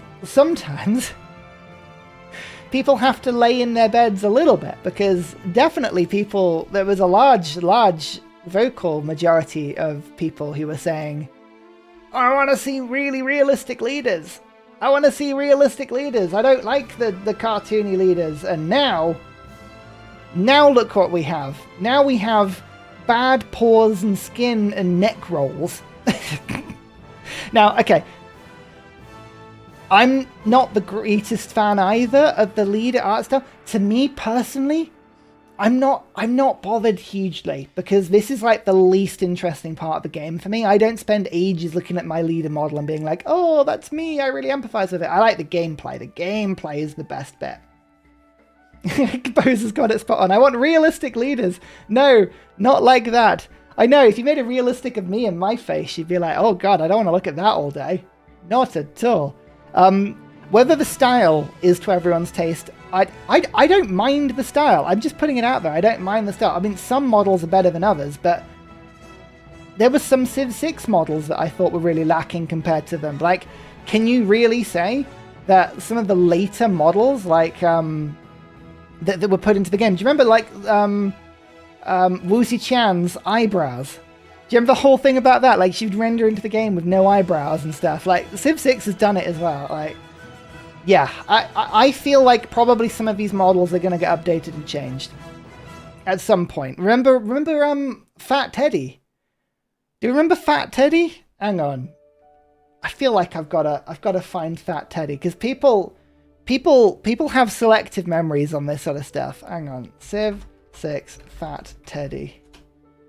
Let's see if we can see him. Oh, yes.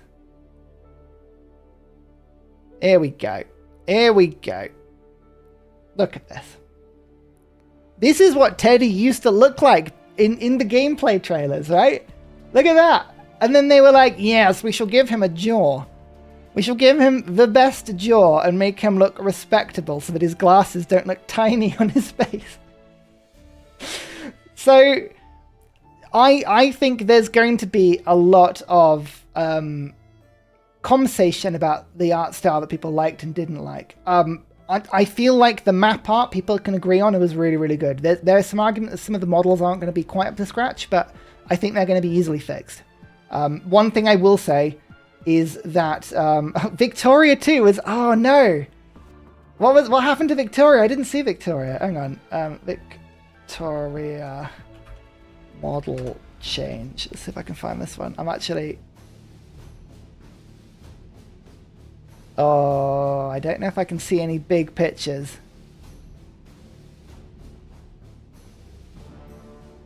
I might just have to take your word for it. I'll have to have a look later, but oh yeah, there you go. We'll see. We'll see. I don't think it's to everyone's taste. I wouldn't be surprised if some of them get changed a little bit. I think one of the larger questions is whether or not like this sort of side-by-side leaders charging each other is the best look. That's different. There was I don't want to rip off Bose too much, but Bose made a really, really good point in our stream that he said that you kind of want to feel like you're that guy. You are the civilization. You are the leader, especially because, right, this game has now decided that the civilization is not what it's all about. The civilization changes. Your civilization just is with the whim of age. It will go off and do something. You're the leader. So you want the leader screens to be kind of like one person talking to you. Rip me off, do it. I'm doing it, Buzz. I'm doing it. I'm stealing your content. I only semi-apologize. So the idea that you've now got two people talking to each other, it does feel a little bit disconnected. It feels different. I don't know if I like that change myself, but I can see why they've done it. It seems counterintuitive. Thank you for the donation, Brandy. Brandy, what is this? Cunningham, thank you so much. I think they should implement a classic mode. I much prefer the continuity of a Civ throughout each era. I've seen people suggest changing leaders makes more sense than Civs changing. Any super stoked? Well, yeah, there's two separate points. I have seen a lot of debate here about the whole leader versus Civ thing. You could have had it that the civilization stays the same and that your leader changes. And the argument for that, right, is that leaders have a set life. Humans die after a certain amount of time and they cycle pretty quickly. But still, the Antiquity Age is like 4000 BC to 0, or like even like 1000 AD. I don't know what the official dates are. That's like 5,000 years. So the idea of you playing Imhotep or Caesar, that doesn't make sense either, right? It's still 5,000 years of one person being alive. It's exactly the same problem. And pretty much every Civ in the game didn't exist for the entire span of the game either. Like, there's no empire in the game that actually survived the test of time. Who has done it? Every Civ has been disintegrated or started at some point. So I see the argument as to like the whole, maybe it would have been better to have leaders as the focus, or maybe it would be better to have civilizations as the focus. I think that there's a lot of conversation with like, how historical do you want to be, right? People get really, really really picky on the whole, oh, it's not historically accurate. It's a Civ game. Civ games have never been historically accurate. That's not the point. I think the argument I get hold of a little bit more is that there was a charm to taking a civilization throughout time, right? Starting in 4000 BC and going all the way through to 2024. That's always been something that Civ has done. So I can see the argument being like, why change a good thing? What I would say to that is, change is not necessarily a good thing. Change is not necessarily a bad thing, but the internet is scared by it.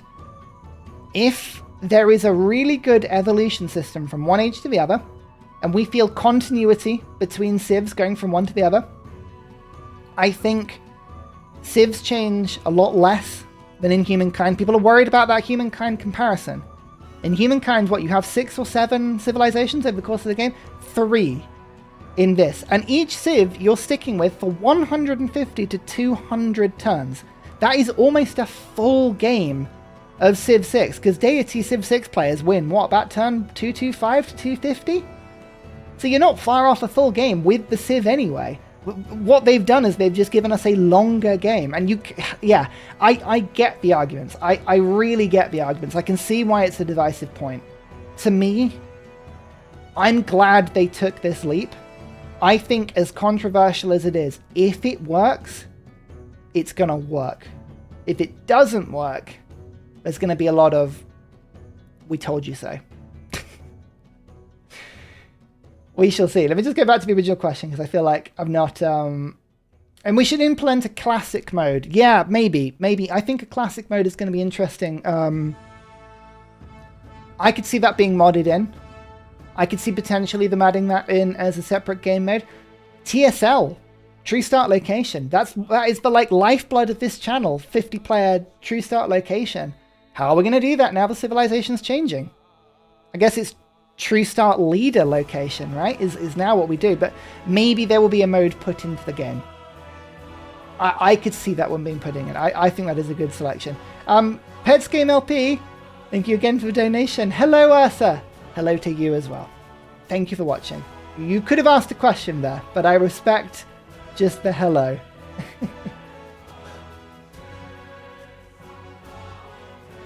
Right. Michael, hello. That's right. Are they aware of the multiplayer desyncing issue in Civ 6? Are they taking steps to make sure that Civ 7 multiplayer is more stable?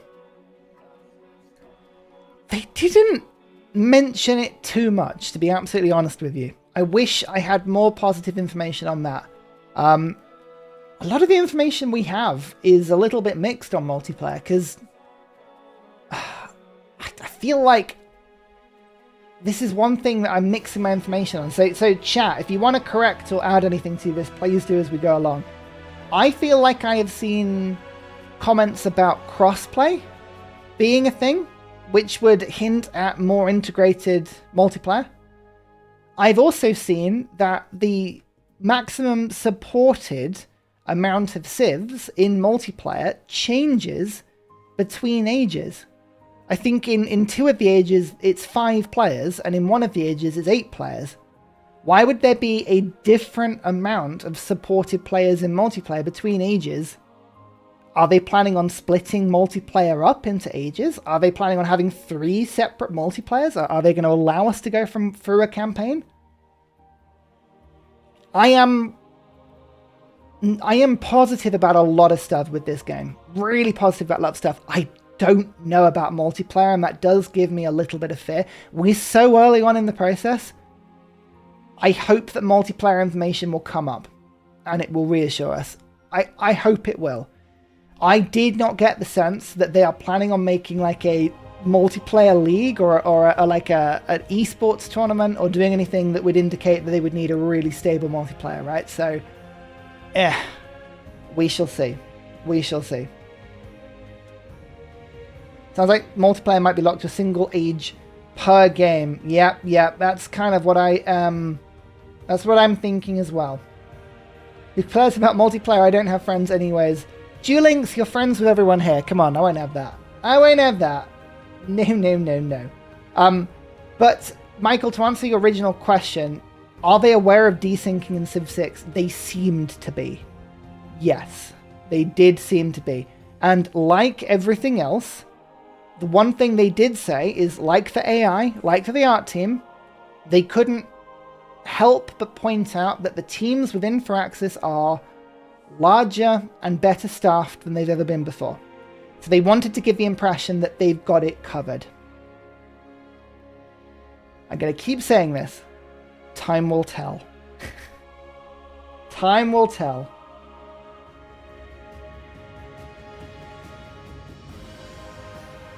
Oh, thank you for the donation, Pets Game LP. That's very kind of you again. Bavaria run in Civ 7. What favourite wonder from each era? I wish I knew more about the wonders in the later eras, right? I wish I knew more. But, I don't. The wonder that I built a few wonders in the Antiquity Age. I saw Colosseum, I saw Colossus. I think I actually put the list of wonders that I'd found, right? Let me just see if I can dig that up quickly. So yeah, here we go. This, oh, what a face.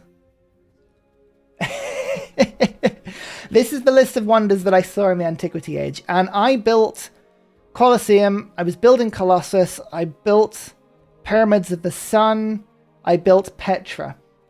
I liked Petra. I think I mentioned in my video, Petra no longer gives food to deserts because desert now has food. Because a lot of the terrain yields have now been balanced across the game. So there are no longer like big holes in the map. So maybe it's not Petra is the fan favorite anymore. But we know few other wonders that are late into the game. Boo worms. Absolutely. Bose went hard on wonders. Bose goes hard on Civ 7. That's what I've heard. That's what I've heard. So, I know, what have we seen in the trailers? We've seen Brandenburg Gate. We've seen Eiffel Tower. I assume Statue of Liberty we've seen as well. There's going to be a whole lot. I'm sure someone has dug up all of the wonders that they've seen from gameplay trailers. So if I can get a good shot, we can have a look at some stuff. Pyramids of the Sun. I mean, let's face it. Does not a railway station count as its own wonder? Look, there's Brandenburg Gate in the background. Yeah, it's difficult to say which ones are going to be my favorites, but we shall see.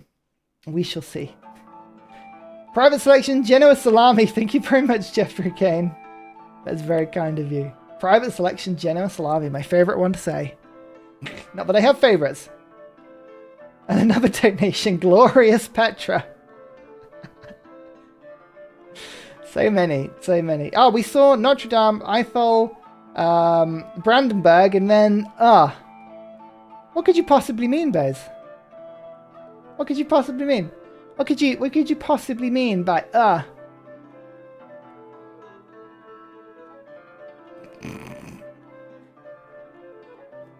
Museo de Bellas Arts. Yeah, so we'll see. We'll see. Pets Game LP, thank you so much. Oh, you're so lovely. By the way, name the city from yesterday. Rudisha. Just doing my best. Thank you very much. I hope Maracana's in the game. I got the sense that every civilization that's going to be put in the game has its own wonder. Or at least every leader has a wonder. Because I think the wonder building bonus was on the leader line. Or was it on the civilization? I think it was on the civilization line, wasn't it? It was on the civilization line. I stand corrected. So I think there's going to be at least one wonder for every civilization. That's my hot take. We shall see. There's a building in the trailer that has the orange roof. Ah, gotcha. So Mexico, maybe Mexico confirmed, eh? Whoa, maybe. Oh, thank you very much, Super Stevo. It's very kind. Do you have a wish list for any particular leaders or cultures that they can add now there's new criteria, i.e. someone who isn't a head of state? Now, I had this question written down, but thank you. You didn't need to donate that. That's very kind of you. Do I have Any new criteria for people who aren't head of state? Now that is to explain. The dev team definitely wanted us to know that leaders they were going to put into the game now were not all going to be heads of state. Presidents, kings, queens, monarchs of some kind. You were going to get a lot more scientists and cultural figures and military figures and great people of significance for the nation.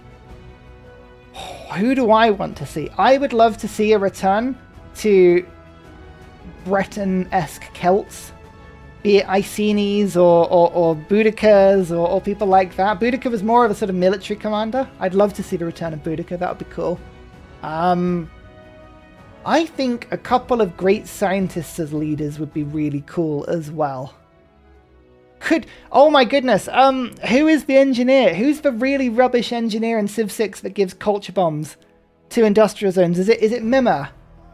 Mima Shah? Oh, who is it? That's totally slipped my mind. The engineer in Civ 6 who gives culture bombs to industrial zones. Mima Shah. Yes. Maybe this is the time. Maybe this is the time that they get their redemption. Maybe all of the really bad great people, the really naff great people in Civ 6, maybe they should have their time in the sun. Maybe that's what we should petition for. Oh. Yes, I saw that. Mima means architect. Yeah. Architect. I loved that. That's really cool. I saw that. Give us Sid Meier as a leader. He'd love that. Actually, would he? He seems quite... Sid Meier seems pretty he seems pretty humble. He seems pretty chill. Maybe he could just be stood in this giant room. Can anyone tell why did they pick such a large room for Sid Meier? Like, why? Like, I'm just thinking as a YouTuber, right? The sound recording in a room like that must have been an absolute nightmare. Imagine trying to stop the echo in a room like that, of all the places to film the poor guy. Why go in the echoiest, most marbly room? By the way, which building is this in Baltimore? I'm assuming this is a building in Baltimore. I didn't get to see it, but it seemed like a really cool building. I didn't catch where it was. I didn't get to meet him. No, he was on holiday. Sid Meier was on holiday when we all went to go and see the studio, which, by the way, I respect. He probably didn't want to see. He probably didn't want to meet us. It's probably a bit much. It's the big library in Baltimore. Okay, that's about the information we're gonna get, is it? Unless it's called the big library, in which case I apologize. George Peabody. That's a great name. Peabody.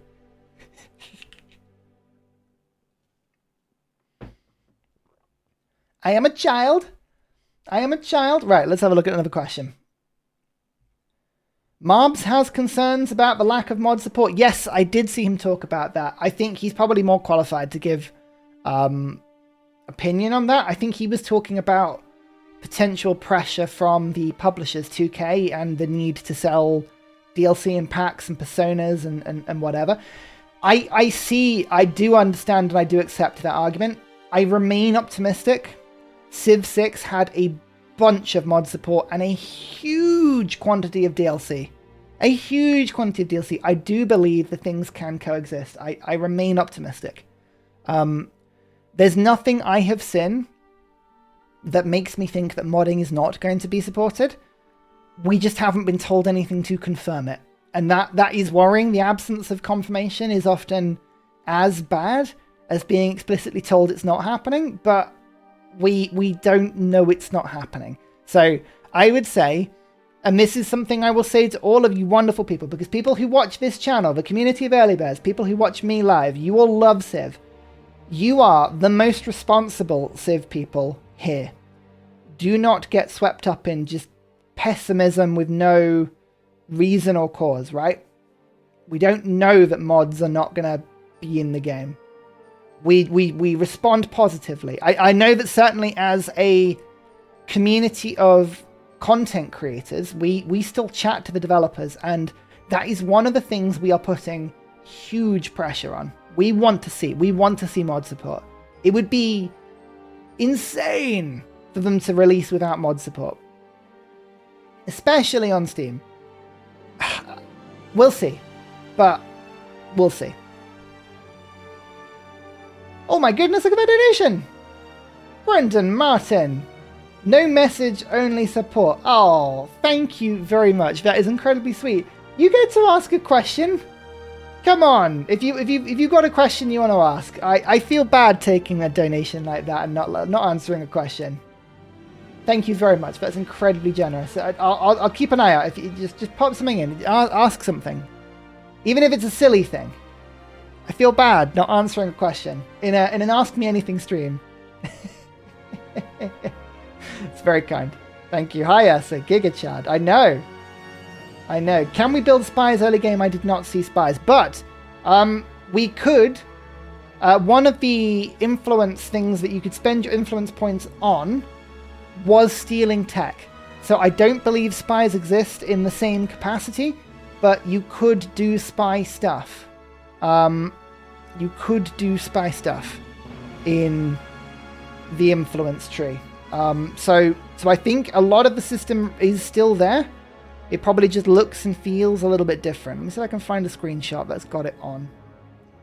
Just keeping an eye out for Brendan, just in case you've got a question.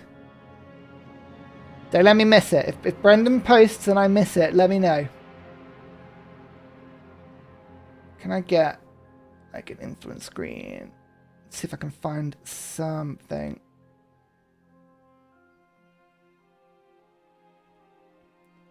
Does this have it on it? Might do.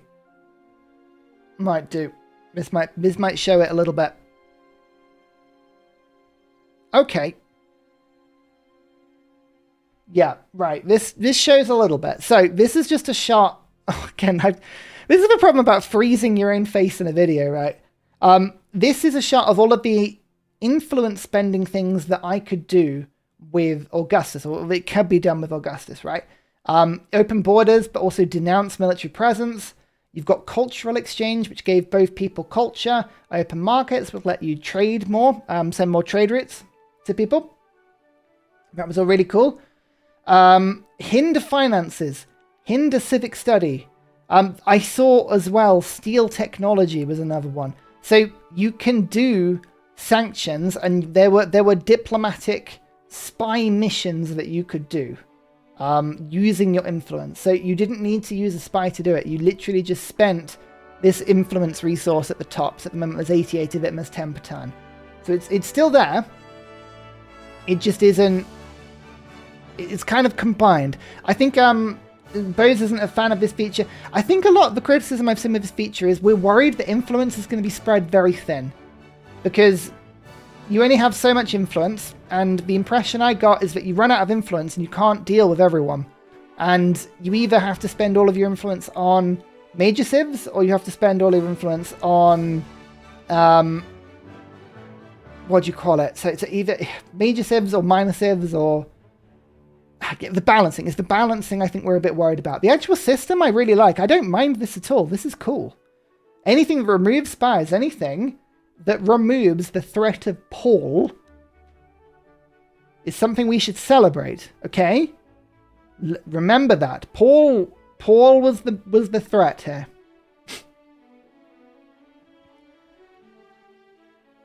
Oh dear. Oh, Brendan, yeah, just enjoy the streams and what you bring to the community. No question, mate. Well, you are very lovely. Thank you for the donation all the same. That is incredibly kind of you. Incredibly kind of you.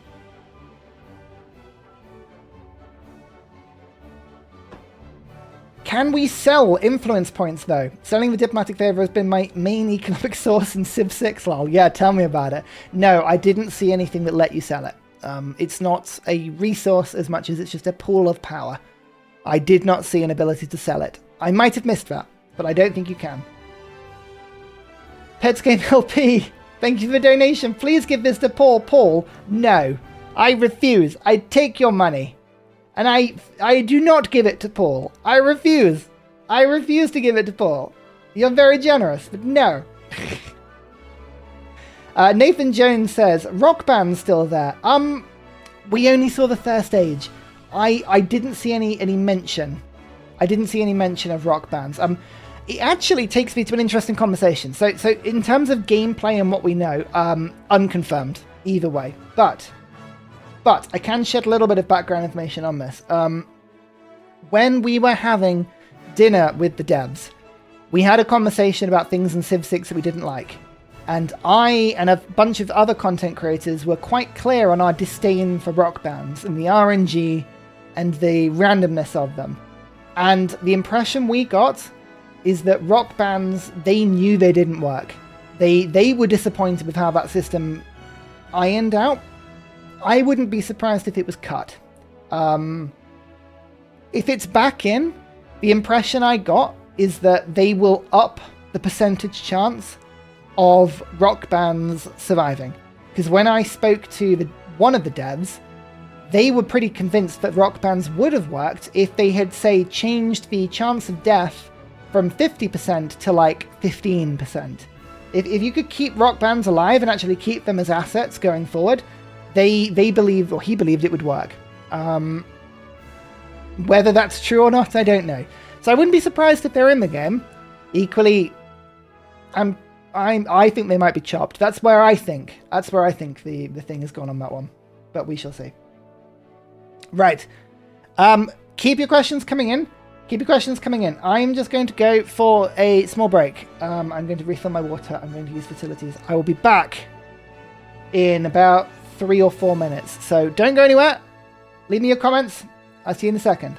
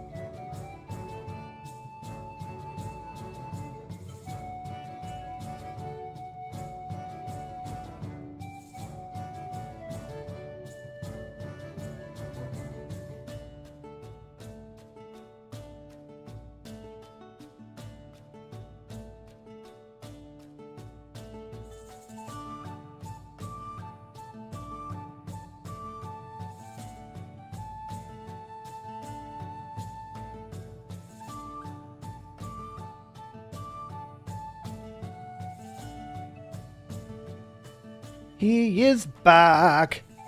He is back. Hello, hello, hello. You haven't missed anything, don't worry. It was not a tea break, unfortunately. It was a water break, but still lovely. Tea is lovely, though. How's everyone doing? You all good? We're 2 hours into this wonderful stream. This is a question and answer stream. This is a Ask Me Anything stream, and I did notice... I'm so sorry. Pets Game LP. I hope you're still watching. There was a donation that came in just before I went for my little break. I'm sorry if you thought I had missed it. I use these donations as tax evasion. But is there a big reason to keep rebuilding certain districts? So should we talk about districts a little bit? We haven't talked about that a little bit. There you go. Oh, actually, hang on. Terratit Pages, this is a really quick question. Flat Earth, we can go around the poles. It's still the same cylinder Earth, unfortunately. There is no globe Earth. It's still the same cylinder Earth. Let's talk about districts, because districts are really quite cool. I think this is one of the bits of the game that definitely feels like more of a win. So, there are now 2 types of districts, okay? There are no builders, and there are no workers anymore. Builders and workers have gone. They are totally gone. Absolutely, totally gone. When you gain a population, you put 1 improvement down, and it is called a rural district. It gives you the resource, it improves the yields, and you go about your merry way. So, that's all fine. Buildings, all buildings on the map, such as granaries, such as monuments, such as altars, things like that. I think you can actually see in this, I reckon that's an altar. I think this is a granary. I think that is a monument. That is a palace. Each urban district can have up to 2 buildings in it. Now, we have not seen past the age of antiquity. We have not seen it. Our understanding is that the intention behind this all is that when the age progresses from antiquity to exploration, the buildings within the districts will become obsolete. And you basically rebuild buildings on top of your old ones. Now, depending on what you did in the previous age, it may have effects. It might have vertical adjacencies. So, for instance, the granary got better the more food improvements around it. So you can see right now, the granary is on that tile just to the top left of the city centre. That granary is getting adjacency from the plantations either side of it, right? So it's making it even better. That granary may also give adjacency later into the game to other buildings that you put on top of it. We don't know. But every age, the districts themselves kind of reset, and you end up building more and more and more and more on top of them. So you've kind of got 3 layers of building. That's what we know about this sort of thing. The conversations I had with developers, one of the big things they wanted to change from Civ 6, and this was a real priority for them, was they didn't want you to just spam the same district over and over and over and over and over. Long gone is the day of, oh, I want to play well, I'm going to put Harbour Campus, Harbour Campus, Harbour Campus. Oh, I've unlocked industrial zones. Harbour Industrial Zone Campus, Harbour Industrial Zone Campus, and do the same thing over and over and over. They wanted to stop that repetition of district. And this system is supposed to make districts all a little bit different, give you more variety on what buildings you put in different places, and let you change a little bit more. I wish I could tell you more about whether or not districts change hugely into the next age. We were told that prioritization of yields, victory conditions, stuff like that, changes as you go further into the game. So, I think districts will have more of a purpose. I also know some buildings, like your unique buildings from your Civ, like in Rome I had 2 unique buildings, they are ageless. So they stay throughout the game. They don't leave. So some stuff does stay, but not all of it. I think it's going to be really interesting. I think it's going to be really, really interesting. I like it. Ian asks, multiple copies of a building. No, you can't put the same building twice in a city. So once you've built a granary, you can't build a second granary. But you can put buildings in both towns and cities. I think certain buildings can only be built in cities, but but you can put them in towns as well. But it's one per city. There's an argument to say that instead of spamming the same districts, you're going to have the problem with spamming the same buildings over and over again. I don't know whether they've solved that problem, but I can see what they're doing with districts. So we'll see how it works. Just going back to a donation here, Jeffrey Kane, Matthew Wilkinson, are you just donating the end of my video list? That's very kind of you. Thank you. You're just making me say it live now. Like my whole supporter list. Griffin Brooks, again, thank you for the donation. It's very kind of you. Do you think TSL will be implemented? This is a huge cause of concern for me. I don't want to say I'm the king of TSL, but TSL is what I've built a lot of my support on this channel with.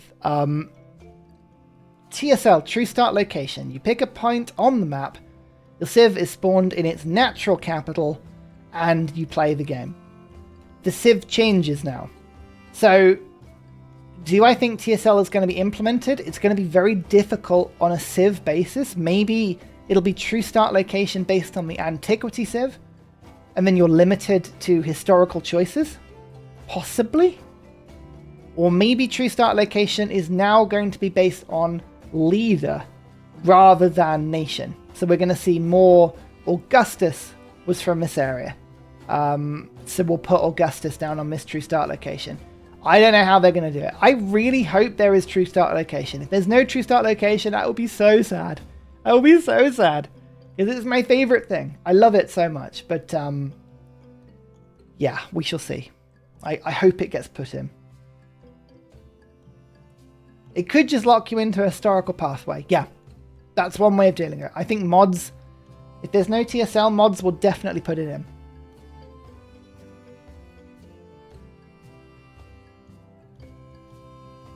Lucky asks, any updates for religion? I mentioned this before.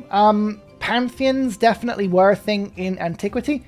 We don't know anything about religions, but based on hearsay and conversations with developers we had back outside of an official capacity, they were hinting very heavily that religion may appear in the Age of Exploration.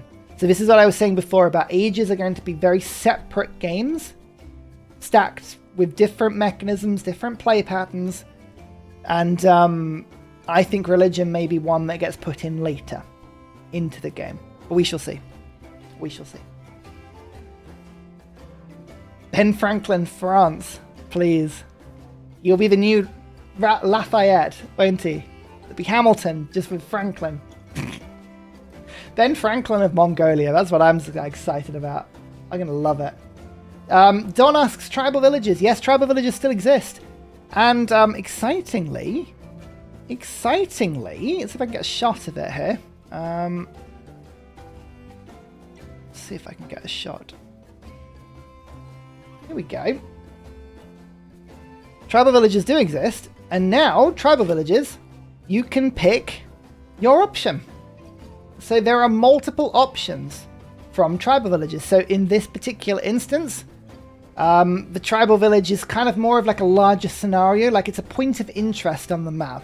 And I can choose either to take production in gold for my capital, or I can take a huge chunk of happiness and trigger a sort of golden age or a celebration for my government quicker by loading happiness into the sort of happiness pool that happens in the age. So tribal villages do exist, and they now have options. So there's still randomness, there's still RNG, but yeah, absolutely. There's now more stuff. There's now more stuff. Another donation coming in from Pets Game LP. Thank you so much. I'm a make coffee. Is a Fuga in Civ 7? I don't know what you mean by that. Are you being cheeky? You being cheeky? I'm sure we'll get a full list of people in Civ 7 soon. We shall see. We shall see. Alright, let's have a look. Dan Gerb, were there great works and relics? Yeah, I mentioned in the Antiquity Age there were things called codexes, which are kind of like scientific great works. I'm pretty sure Great Works are going to be in the game. I think it's probably a system that will be expanded in Exploration and Modern Ages. Antiquity, I didn't play a very heavy culture run. I didn't see a lot of that stuff, but I think they will still exist. Yes, to answer your question. Relics, I don't know. I didn't see any relics, but then we didn't see religion. So, potentially not. Potentially not. Let's have another look. Oh, hello, Nicola, again. I think I said hello to you before. Good to see you here. Widget asks... Oh, bye, Ursa. Thank you for answering all these questions. Really excited about Civ 7. Oh, you're very welcome. You know what? I am excited about Civ 7. I know there are a lot of caveats. I know there are a lot of people who are worried about this and that. I know a lot of people don't like change. I know a lot of people think that change is unnecessary. I'm really optimistic about Civ. More so than other major releases we have seen in this genre. Put it that way. And I should point out, because I really don't want people thinking this, I'm not being sponsored by Civ. I'm not being paid by them to have that opinion. This is my own genuine opinion. I'm quite a positive person. My hot takes necessarily are not as cutting as other people's. I'm just quite excited. I'm just quite excited by it all. So we shall see. Right. Dan Gerb, trust the process. The Civ game will be controversial at release and then beloved classic after the second expansion pack. I'm going to put this back on the screen because I really liked it. It's a post that was on Reddit, and I think it just so perfectly represents the cycle of Civ. And it couldn't be better because this was made 8 years ago when Civ 6 was released. And it's still relevant to this day. Anger. I love, it's my favorite because of DLC. Anger. It's favorite because of DLC. Anger. It's just the process, right? It's just the process of, and we have to give huge kudos and respect to Firaxis, right? For doing this.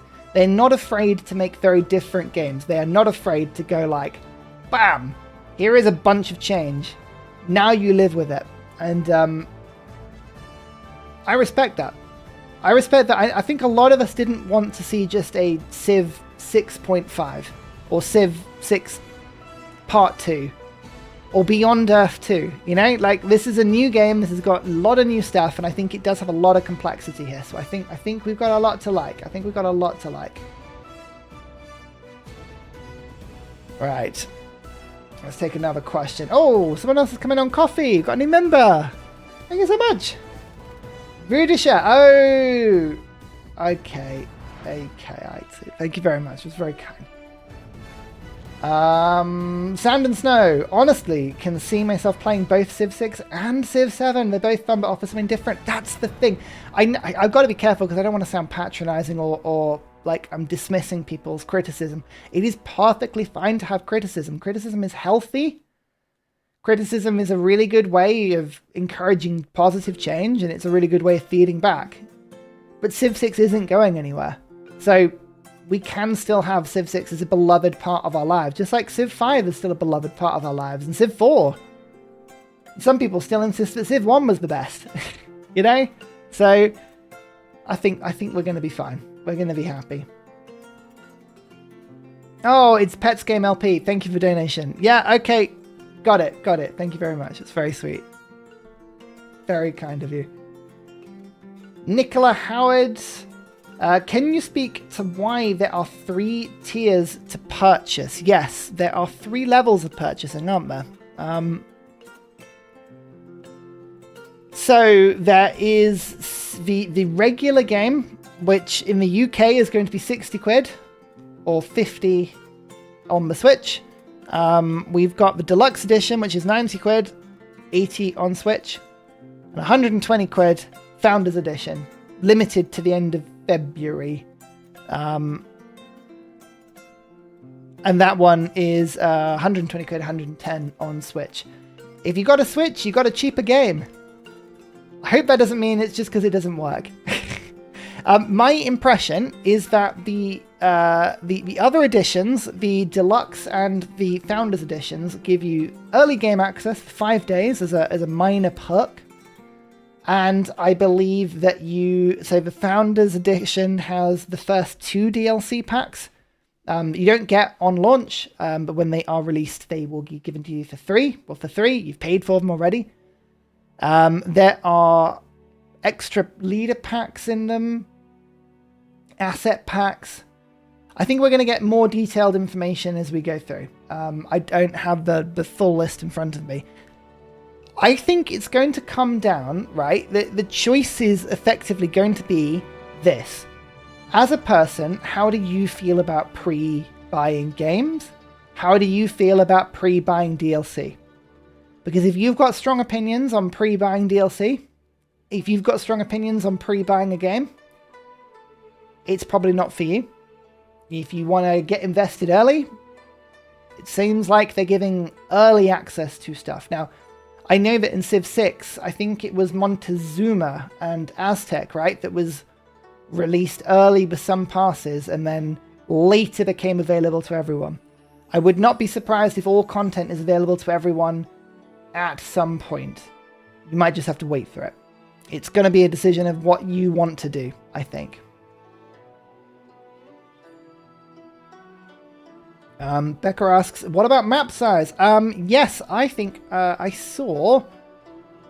we didn't get to see it in our own particular gameplay, but I believe I saw that you could choose everything pretty much like you could before, right?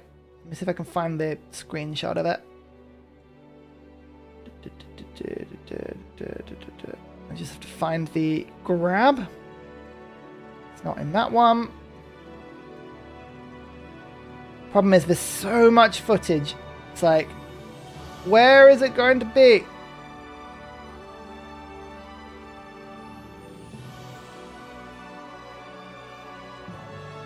Am I going to be able to see it? Antiquity. Okay, I can't find the screenshot, but you can effectively be... well, that game speed is still a thing. So standard and other speeds up and below and faster and slower than that are going to be a thing. Map size is still a thing. Number of players is still a thing. Types of map is still a thing. It's not going to be like Millennia. It's not going to be like Millennia. So we're going to see all of those options available on start, I believe. Certainly they were showed off. So we shall see. Pets Game LP. Oh, sadly, good night. Huzzah. Hey, it was wonderful having you here. Huzzah to you. Sleep well. Go have some wonderful sleep. You deserve it. Thank you very much. It's very kind of you. Tick Wintered. Great name. People just need to relax, lol. If you don't like change and don't buy the game, it's that easy. Maybe because Civ 6 is my first game, but I'm very excited for change and something new. There's a great capacity and a great potential for this to be really cool change. I think it's quite normal in a game as expansive as this for a lot of things to get ironed out over the first few months and DLC packs. I think I said it in my sum up video, right? Can we truly say that Civ 5 and Civ 6 were truly fleshed out games until the DLC came through? I personally, my opinion is that Civ 5 was made by Brave New World and that Civ 6 was made by Beyond Earth. I think that's when both games came through. Are we going to have a similar thing with Civ 7 where it's not quite a full game until the DLC comes out? Possibly. But it feels like a very complex game at the moment. I'm not worried about that. So we shall see. Tups2442, can we mock the AI like how they've been doing to us for years now? You can mock the AI as much as you want. You can do that as much as you want. That's called using your mouth. Just scream at your screen. Throw things at your monitor. You know? Threaten to pull the power plug if the AI does something. Like, look at it dead in the eyes and say, I will disconnect you if you dare take that city from me. You can threaten the AI as much as you want. It's fine. I mean, it's still the same. And there's a serious answer. You can still denounce. You can still open borders. You can still friend. You can still line. You can still do all of that stuff. But there's no petty insult button. Alas. Alas. Beyond Earth. Why are people screaming Beyond Earth? I liked Beyond Earth. I thought Beyond Earth was really good. I thought it was a really good game. It was a shame. I think it's because when Beyond Earth was launched, it wasn't the game a lot of people wanted. They wanted Civ 6. So, yeah. I think that's one of the big problems of it. And I know the DLC, again, saved the game. Funny how that's always a thing. But I liked Beyond Earth. Oh, I said Civ 6 didn't come to life until Beyond Earth came out. Did I? Oh, until Gathering Storm came out. Oh, there you go. There you go. Sorry about that. You know what I mean. And I think it's not a case of the game being incomplete until DLC is added. A game can still be complete on launch. Civ 6 was the most complete Civ we've ever had on launch. It's just... Think about it this way, right? When they are developing a game, they've had 4 years to develop a game. They've got a team of quality assurance people. They've got a team of testers playing the game and trying to figure out what's going on. They will log tens of thousands of hours in a game, right? Tens of thousands of hours of practice to work out the code, the balance, the glitches, everything they can to give us the most stable game on launch they can. And then what happens? A game is launched. When a game is launched, what happens? It becomes one of the most played games simultaneously in the world. Steam charts pop off, Epic charts pop off, consoles around the world will have hundreds of thousands, if not millions of people playing the game in that first week. And in that first week, they will get tens of millions of hours played. Not tens of thousands, tens of millions of hours, especially in that first month. Any feedback they could have made in the development team will be made obsolete within a couple of hours of launch, such as the huge capacity for people to just give feedback, iron out problems, break the game, find the meta, find the fun things, come to conclusions, all the stuff that people just do, because we all play differently. We all play with different styles, we all play with different strategies, we all play with different interests. DLC is a way, like patches of a game, to take stock after tens of millions of hours of gameplay, look at all the stats and be like, huh, okay, we thought this was a really good idea. Turns out no one uses it. By the way, the stats the Civ team have, in terms of like stuff that I didn't even realize they knew, like how many games are completed, how many turns people do, when people quit. It's fascinating. So they know all the issues and they get that after launch, right? So DLC is a natural and quite brilliant feature where you can assess a game after that amount of quality assurance testing by the audience and go, well, there's a clear way the game wants to go. That's why DLC tends to make games better. You know, there are some companies, I don't want to say anything, like Paradox, that like to just release DLC every time the moon rises, and that's fine as well. But I don't mind DLC. I don't think it's a case of releasing a game that's not complete. I think it's just, you've got to remember the scales of testing that happen pre and post launch. It is like an exponential rise in eyeballs on the game. So it's going to happen.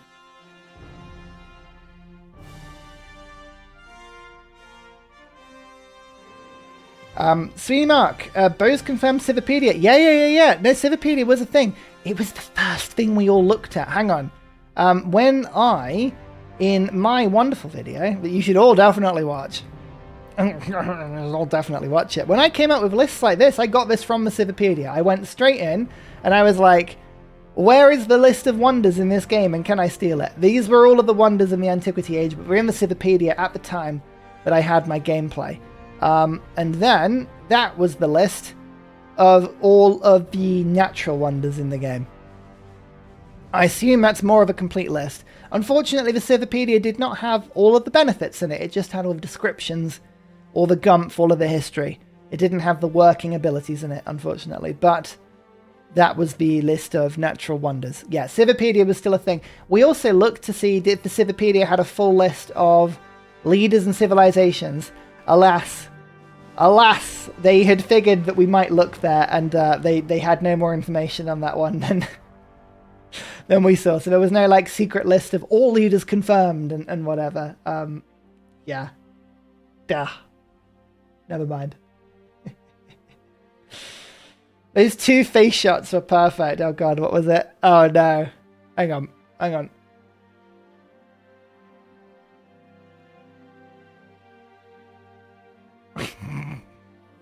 It's as good as I can do. Oh dear. How do big maps work with tiny empires and free-wing cities? Are we forced to have though tons of empty space? No. You can still settle as much as you want. There's a settlement cap. So especially earlier in the game, you are encouraged not to settle over your cap. So happiness is a mechanism in the game.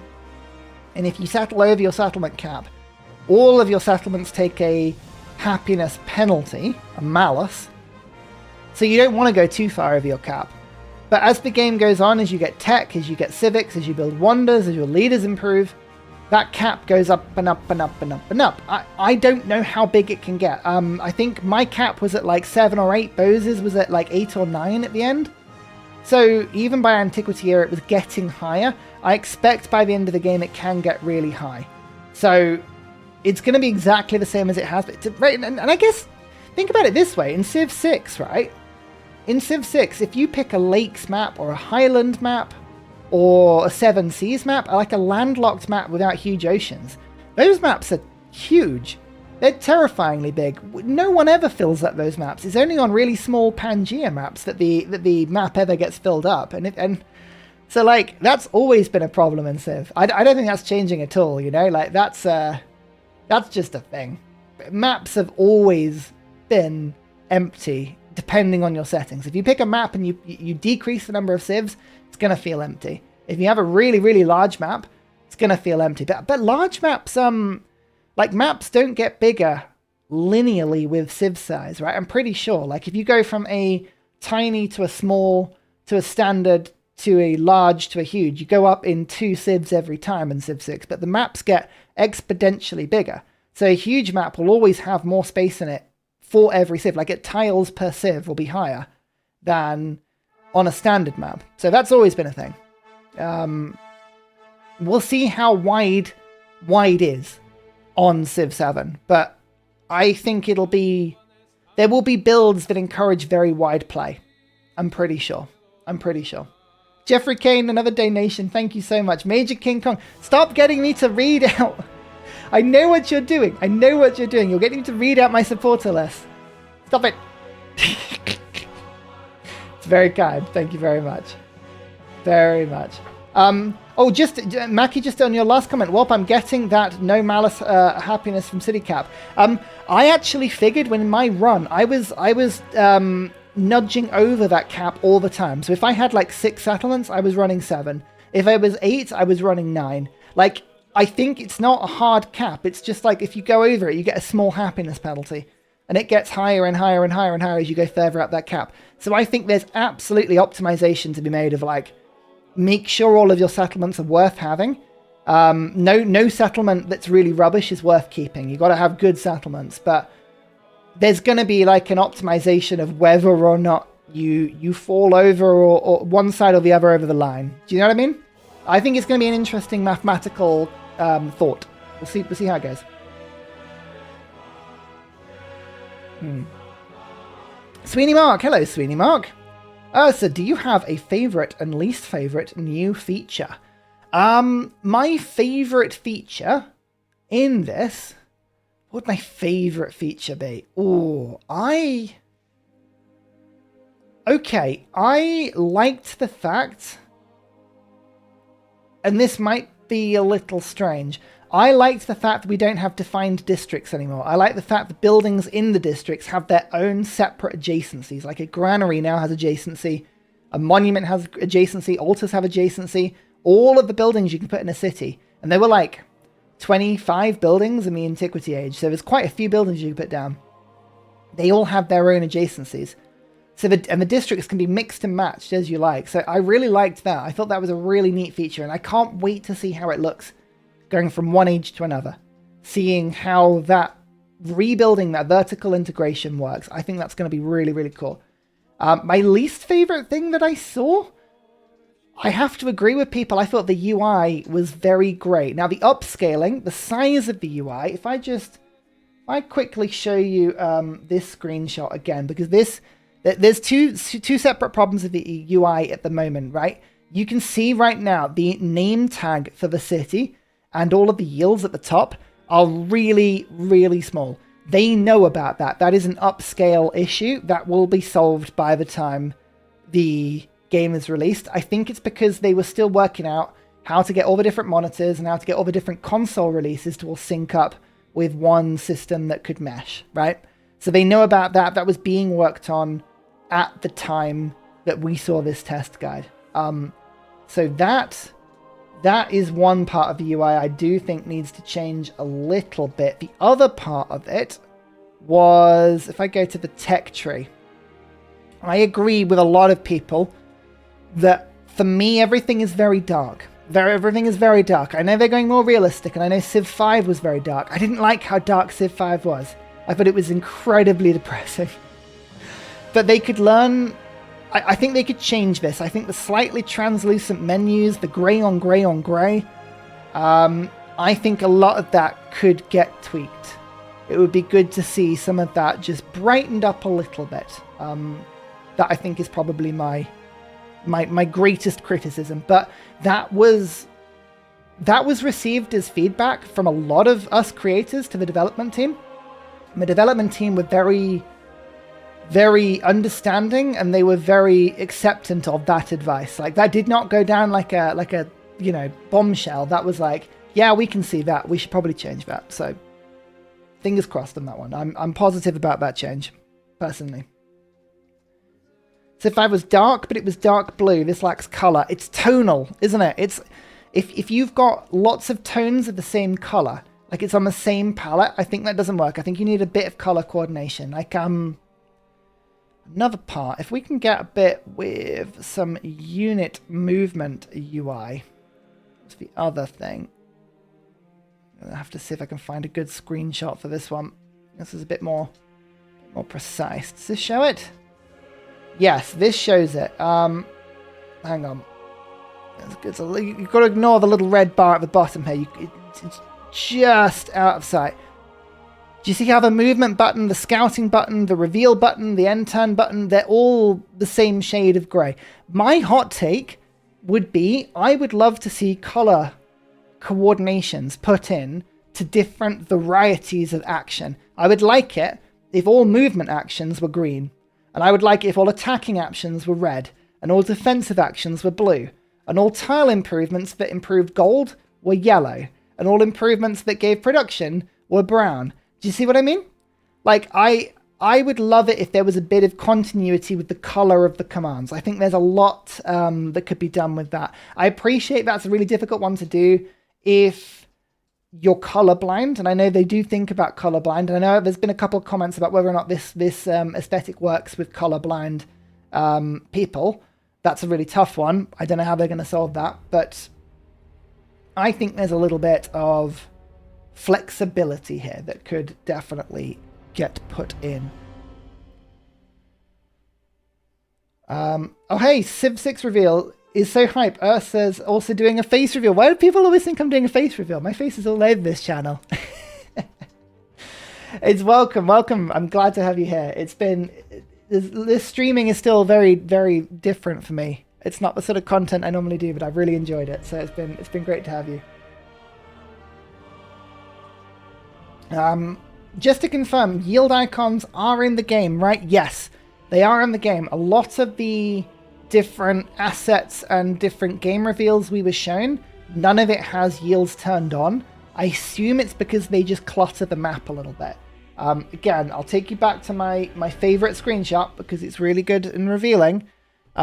This shows you that you can turn tile yields on. And one of the things that I do like about this game, actually, is that they've now put the tile yields of the actual district themselves, which is accumulation of all the adjacencies and all of the buildings within those districts, including the city centre. They now have them printing on the map a lot more as well. So it's a little bit easier to read where all of that science is coming from. Like, I can see There's 8 science down here, and 3 there, and 2 there. So there's a lot of cool stuff, right? So yield icons do exist. Yeah, they do. Is the AI better at managing cities and placing districts, or is it as bad as in Civ 6? I think I mentioned this before. The only interactions I've had with the AI so far have been very positive. This was Prince difficulty we were playing on, and the AI threatened my borders and half took a city before I could assemble an army. So the signs are good. The development team seemed confident that they've got the biggest badass team that they've ever had in the AI department to make as good as an AI as they can. We are not going to tell until we play the game more, because we need to break the game. We need to wrestle the game together, you know? We need to really shake it by its neck. And then we'll know. Then we'll know if the AI is good. But until we see that, it's going to be very difficult to know. Very difficult to know. Flying around to naval units in the ancient age? Yes. Galleys and galleys and quadriremes were in the antiquity age. I think I can bring up the tech tree. Yes, here you go. So there's your galley. There's your quadrireme. The impression I got with units, the 2 things to say about this actually. There were tier 1 and tier 2 units within the same age. So there were units you unlocked first, like slingers and warriors. And then there were, and galleys would be a good example. And then there were units that you unlocked as tier 2, like archers, spearmen, swordsmen, and quadriremes. So there is still a progression, an upgrade path. There are still melee units, there are still ranged units. The only thing that I can say is that the unique units of a civilization are now geared so that they are relevant throughout the entire age. So, for instance, with Legion, you unlock Legion pretty early in the age. And then Rome had its own civic tree that then powered up Legion as you went. So by the end of the age, Legion was still relevant and they were still powerful. And I believe they have designed unique units to always be relevant for all civs. So there's no like, oh no, my unique unit is a swordsman, not a man-at-arms. Doesn't that suck? Like, that's not a problem anymore. They will remain relevant throughout the entire age until you change your civilization. So, hope that helps.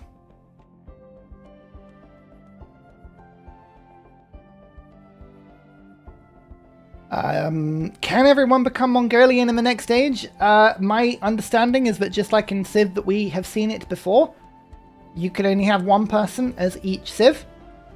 In Civ 5 and Civ 6, I believe... I think there was an option in Civ 5, but certainly in Civ 6, you could tick a box that meant that you could have duplicate civilizations and leaders. I strongly expect that that is going to be a possibility in Civ 7 as well.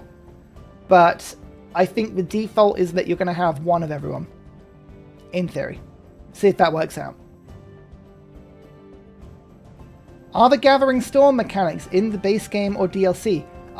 We saw quite a few of the Gathering Storm mechanics in the sense that we saw a lot of natural disasters. So volcanoes were a good one because volcanoes were, they hadn't quite got the audio level on those right. So everyone that was just like chilling with the audio in their ears, every time a volcano went off, you could tell, because in the room there was about 20 of us playing, and whoever's volcano went off, you shot about 2 feet up from your chair. Like I was like, ah! when the volcano went off, it was so loud. But it looked really pretty. There was like lightning in the ash. There was like clouds and dust storms and everything like that. But yeah, we saw volcanoes, we saw tornadoes, we saw cyclones, we saw dust storms, we saw blizzards, floods. All of that is base game. So there's a lot of DLC from Civ 6 which is still in Civ 7. This feels like a very complete game compared to games we've had before. There were mechanics I did not see. I did not see any lens that showed us sea level rising. I didn't see anything hinting to CO2. Trying to think of what else. I didn't see anything relating to governors, per se, or loyalty. So yeah, there's bits and pieces that aren't quite there, but it felt pretty fleshed out. And the big caveat with that is that we only saw the first age. I don't know, maybe CO2 and water levels will be in the modern age. Maybe they won't. Time will tell. Time will tell. Lucas, what happens with civics or techs that you didn't research when you reach a new era? Yeah, we spoke about this a little bit earlier. My understanding is that every age has its own tech and civic tree. So, as I say, go back to this little example. This is the tech tree for the Antiquity Age. Once you move to the Exploration Age, it will have its own tech tree, and everyone starts at the beginning again. So there is almost a sort of sense of rubber banding. Everyone is brought back to the same point. There will become a point where technology is so fundamental, the world has moved on, everyone has kind of got it. So like if you never unlocked masonry, for instance, and the game moves on, I am assuming you will get given masonry. So there will be a little bit of rubber banding in that way. How that works out in terms of balance, we shall see. I don't know, is the short answer to that. But yes, there appears to be a sort of catch-up mechanic built in now, which is interesting. Can you plunder districts still? Yes, you could pillage and plunder and you still got yields. I don't know the rules on it. I did it a little bit, but I was too busy conquering very quickly. So I didn't get a chance to pillage. My legion were too fast. Mwah! He says.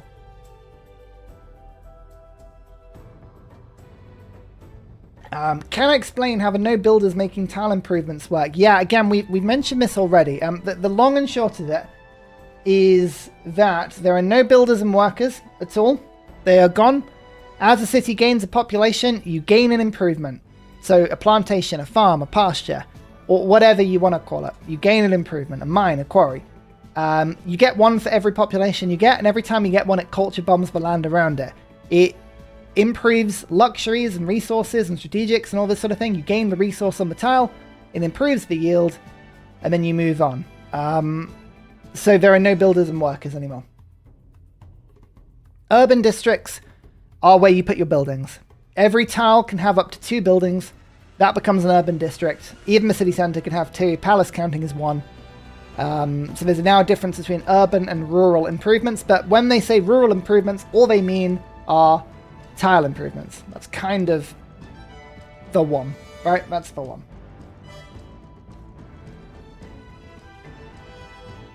Did I find that the tech tree was structured in a way that doesn't allow as much rushing of techs? You could still jump up and down the tech tree. Like that was still the thing. And actually, right now it's really interesting because you've kind of got this double up. Do you see how every tech has a mastery now?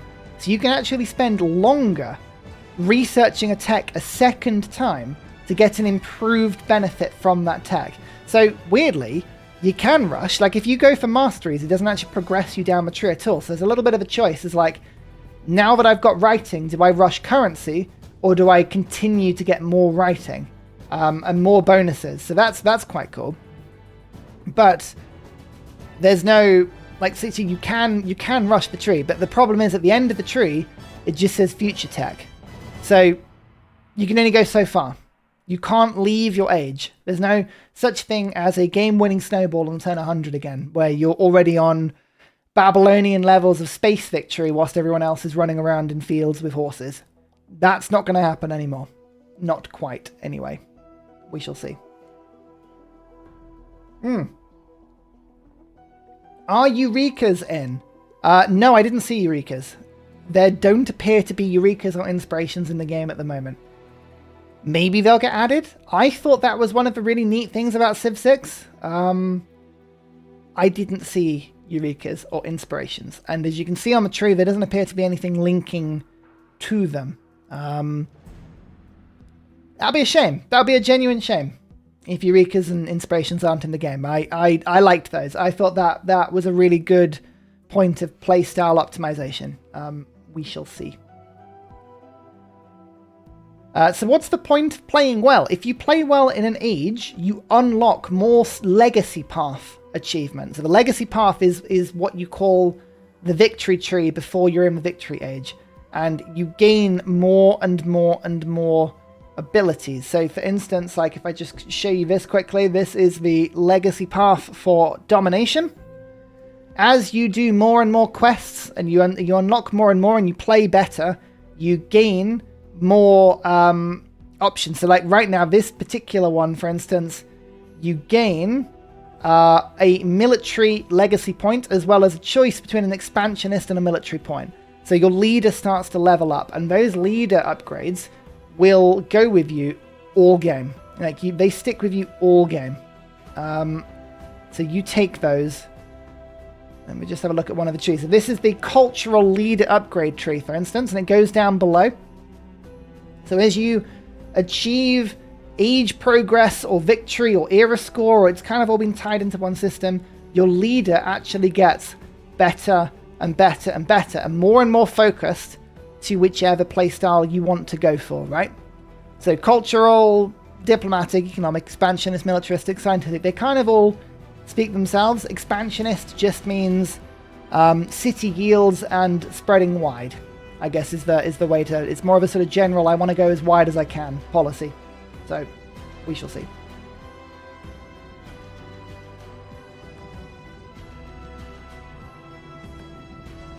What happens when units are attacked when being transported by a commander? That's a really good question. It didn't happen to me. I don't know. I imagine they will take damage in some form. But I couldn't actually tell you. I don't know. It's a really good question.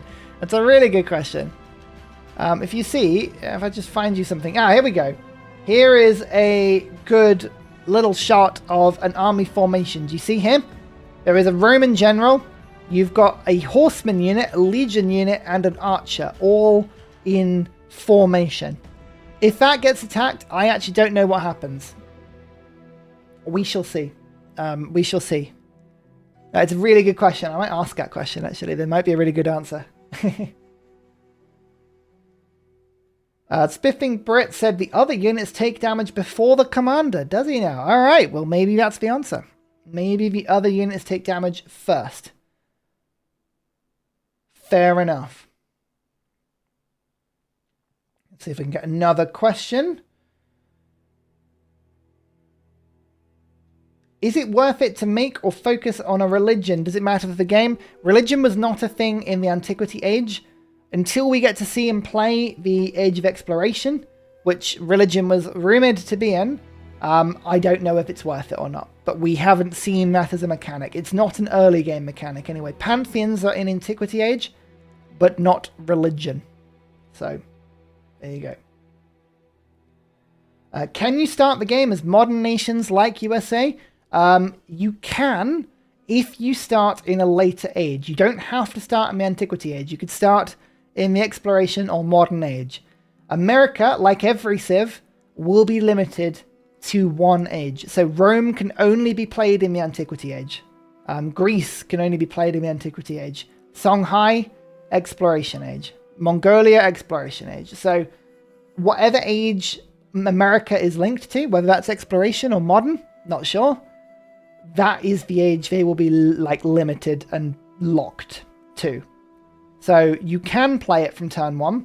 It's just that you might be starting the game later. If that makes sense. Hopefully that makes sense. Is there an economic victory condition? Yes, there appears to be 4 victory conditions at the moment. Scientific, cultural, commercial or economic, and domination. Those appear to be the 4 victory condition paths.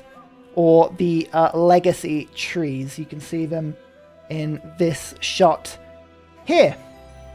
Whether more get added in later ages, I don't know. Maybe religion will have its own tree, maybe diplomacy will have its own tree, but right now, according to all of the information we have, religion and diplomacy do not exist. They do not exist in victory form. At the moment, anyway. We shall see.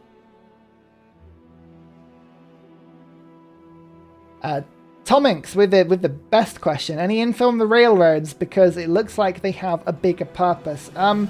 Railroads, no, we don't know anything because we know so precious little about the exploration and modern ages. We have seen screenshots, though. We have seen screenshots. Let me just pull this one back up. This is a shot from the gameplay reveal trailer that shows quite clearly a rail station of some kind.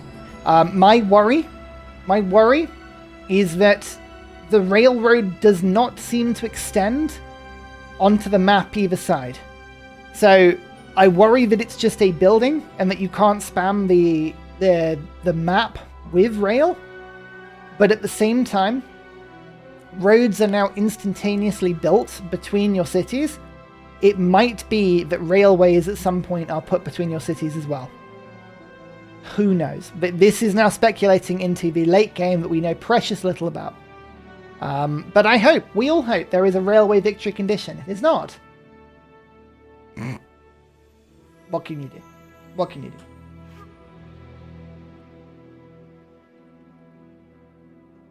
Well, this is a good question. Is the single city strat still possible like Venice?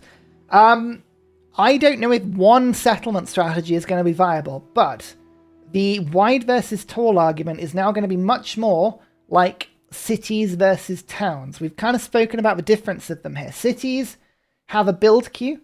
Cities use production to build things in them, like units and buildings.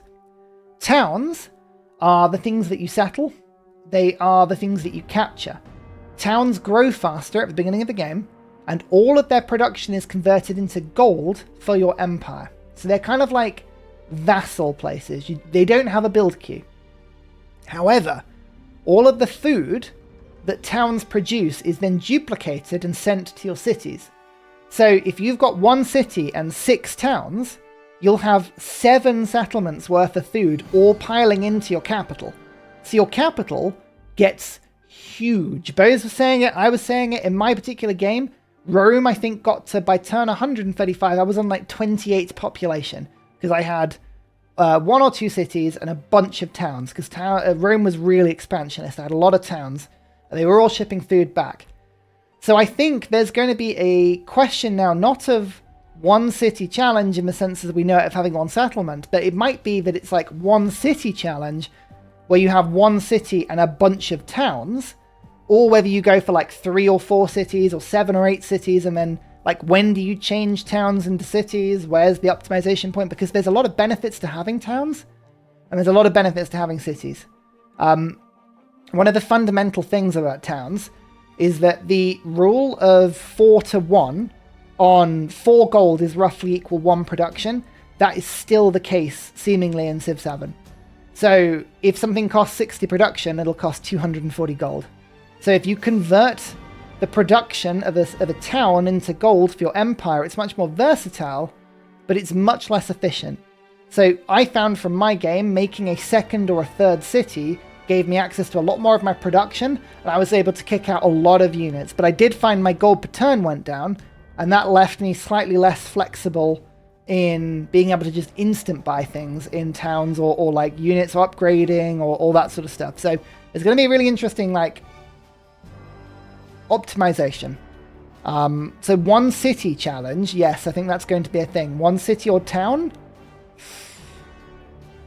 who knows? Who knows where the question's going to be.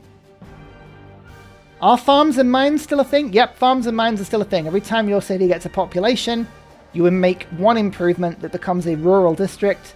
Farms and mines are both options for those. And again, if I bring up my favorite screenshot, you can see in this screenshot there is a farm over here, and there is a mine to its left. So those are both rural districts or improvements as we know them. They still exist. It's just that there's no builders or workers to make them, but they do still exist. So it's good.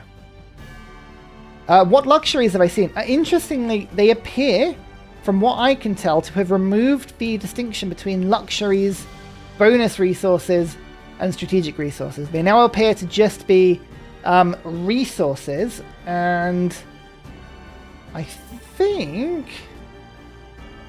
I can't tell if they've actually got the icon. One of these icons might be the economic screen. It might not. With this screenshot might be from, because I know the economic options were put into the game very close to the release build that we played. They were quite fresh and new. So a lot of the art pack might not have them. But I saw a lot of the strategics we know and love, like horses and iron, that was still in the game.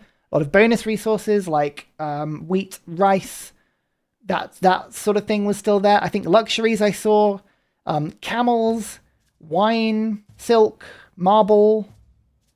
I've got more written down somewhere. I'm sure we'll get a lot of like people diving into the gameplay. I think a lot of luxuries we've seen before. Ivory was still in the game, but they don't give you amenities anymore. There's no such thing as amenities in this game. Resources just give cities a bonus, and you allocate resources to cities and towns. So from memory, in my city, I had 2 copies of wine, and if I put a copy of wine in a city, it gave it 10% extra culture. So by loading a city up with wine, not only did I get my citizens totally drunk, but I also made them incredibly cultural. So I think luxuries as we know them, or resources generally, are now going to be a way of optimizing your nation in whatever victory path you want to go down. They're going to be more interesting, more appealing. And you can now stack resources as well. So I put 3 copies of wine in one city and all of them were having an effect. That was fun. So there's no such thing as duplicate resource problems now. You can get lots of the same resource and load it all in the same city, if you can get them.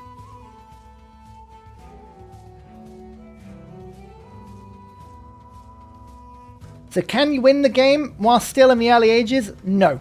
You can only win the game in the last age you're in. So the modern age is when you win the game.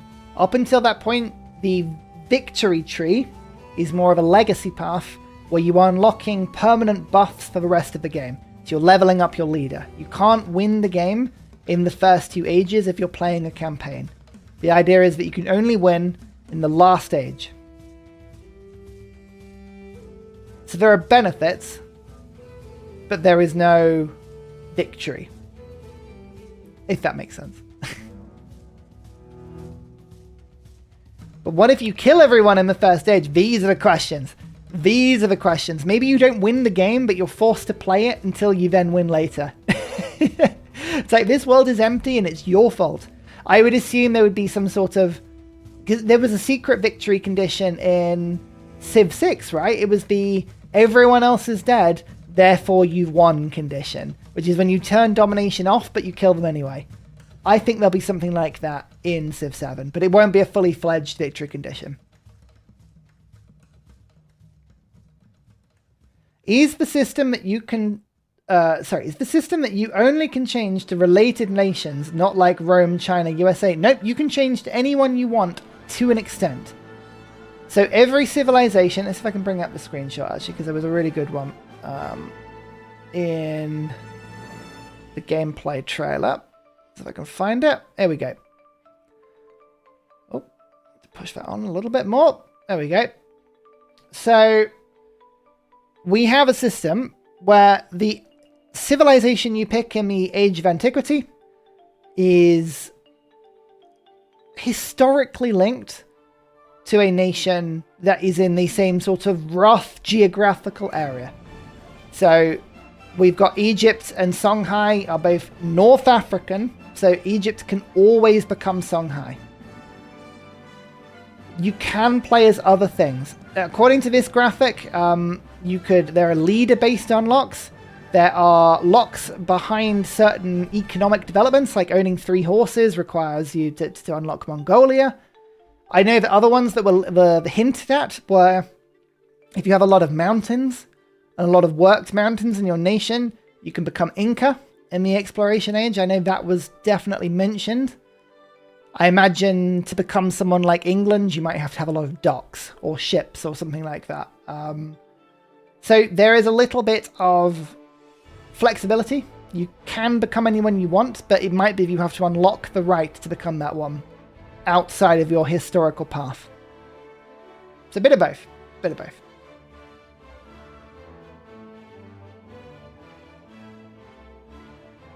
Sweeney Mark, there's been sort of confirmation about religion with the Shawnee unique unit missionary replacement unit. Okay, cool. I'll have a look in a bit. We'll see if we can do that one. Was that on the 2K website, you reckon? Let's find that. 2K Civ 7. Let's have a look.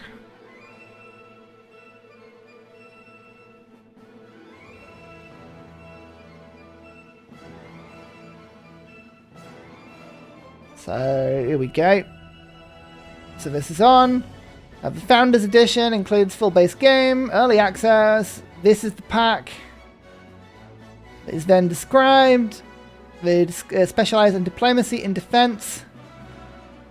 It's an exploration age civilization that excels in utilizing natural resources.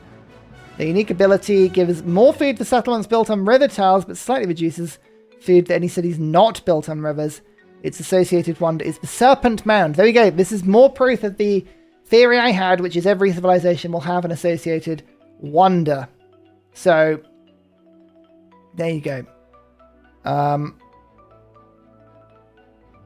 So, Fog of War tile sets, profile customization, leader personas. Lots of stuff that gets unlocked. But, okay, so I don't see anything religion-wise on this particular thing. Maybe I'm looking at the wrong screen. I could be looking at the wrong screen. Maybe it's somewhere else. We shall see. I'm sure we'll have more update on that as it goes through. We're still in like early access in terms of information, so more stuff will come through with time.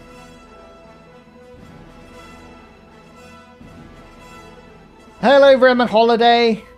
Lol, still going. You've been on the marathon lately. I'm tired. I am tired. We're gonna.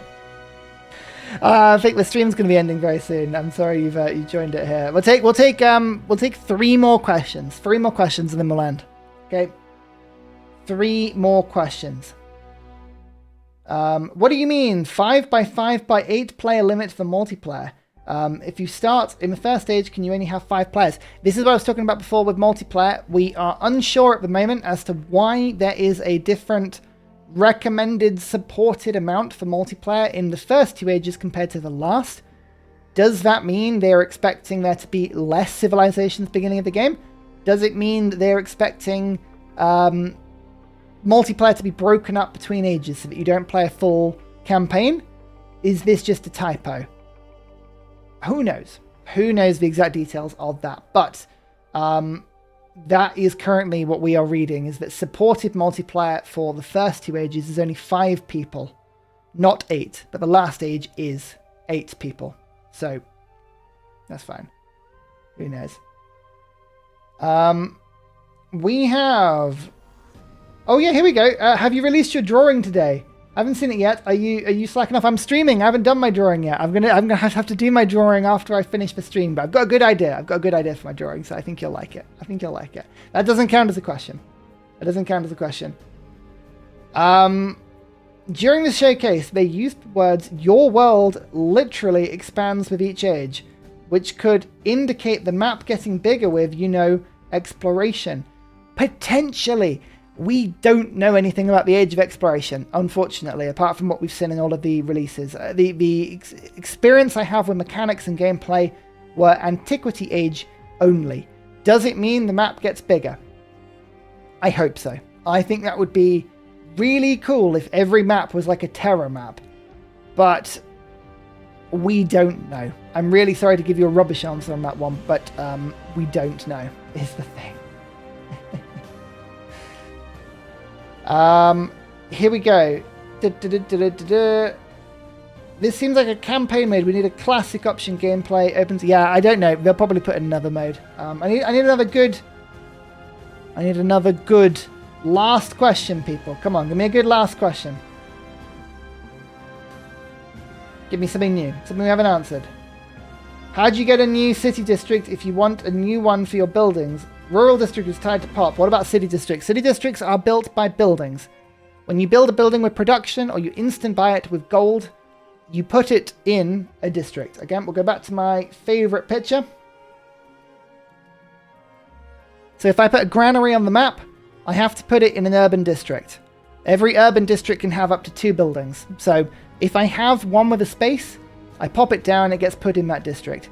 If I want to put it in a new district, or there are no districts with any space, I select a tile, and an urban district is instantaneously built around the building if I use gold, and it'll be finished with production in amount of tile turns if I build it with production. So urban districts are built with buildings.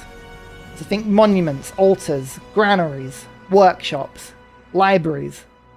That's the sort of stuff that makes urban districts. Every urban district has the capacity of having 2 buildings in it. If you've got 16 buildings in your city, you've got a minimum of 8 urban districts, up to 16.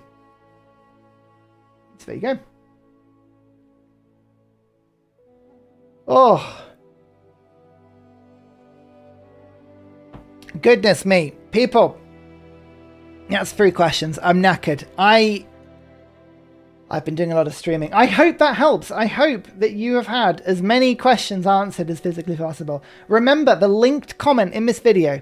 Please click the linked comment in this video. Do it now. Do it now, because this is my video, right? This is my video. This is this one. This is 2 hours and 8 minutes of love. 2 hours and 8 minutes of love where I have gone through absolutely everything, and there is timestamps. There are things that you can look at. There are a bunch of comments that people can go through that I've answered as well, right? This is an encyclopedia. A lot of different people have put a lot of different summary guides about everything they know about Civ 7. Speculation, facts, assumptions, investigative work. I am proud of what I've done. I think my version of this 2 hour and 8 minute guide is as comprehensive as any on the internet.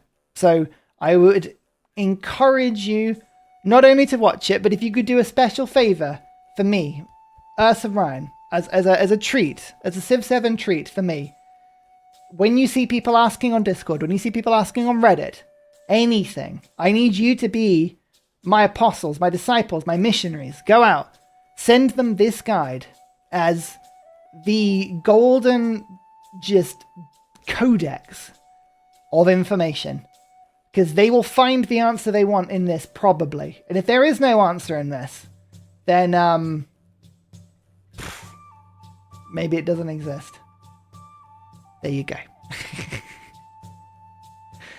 And remember, if you find yourself on the internet saying the phrase, "This doesn't feel like Civ, this feels like humankind," you could do better than that. You could do better than that. Have a lovely evening, everyone. It's been a pleasure. I've been Ursa Ryan. I shall see you soon. Goodbye. Goodbye.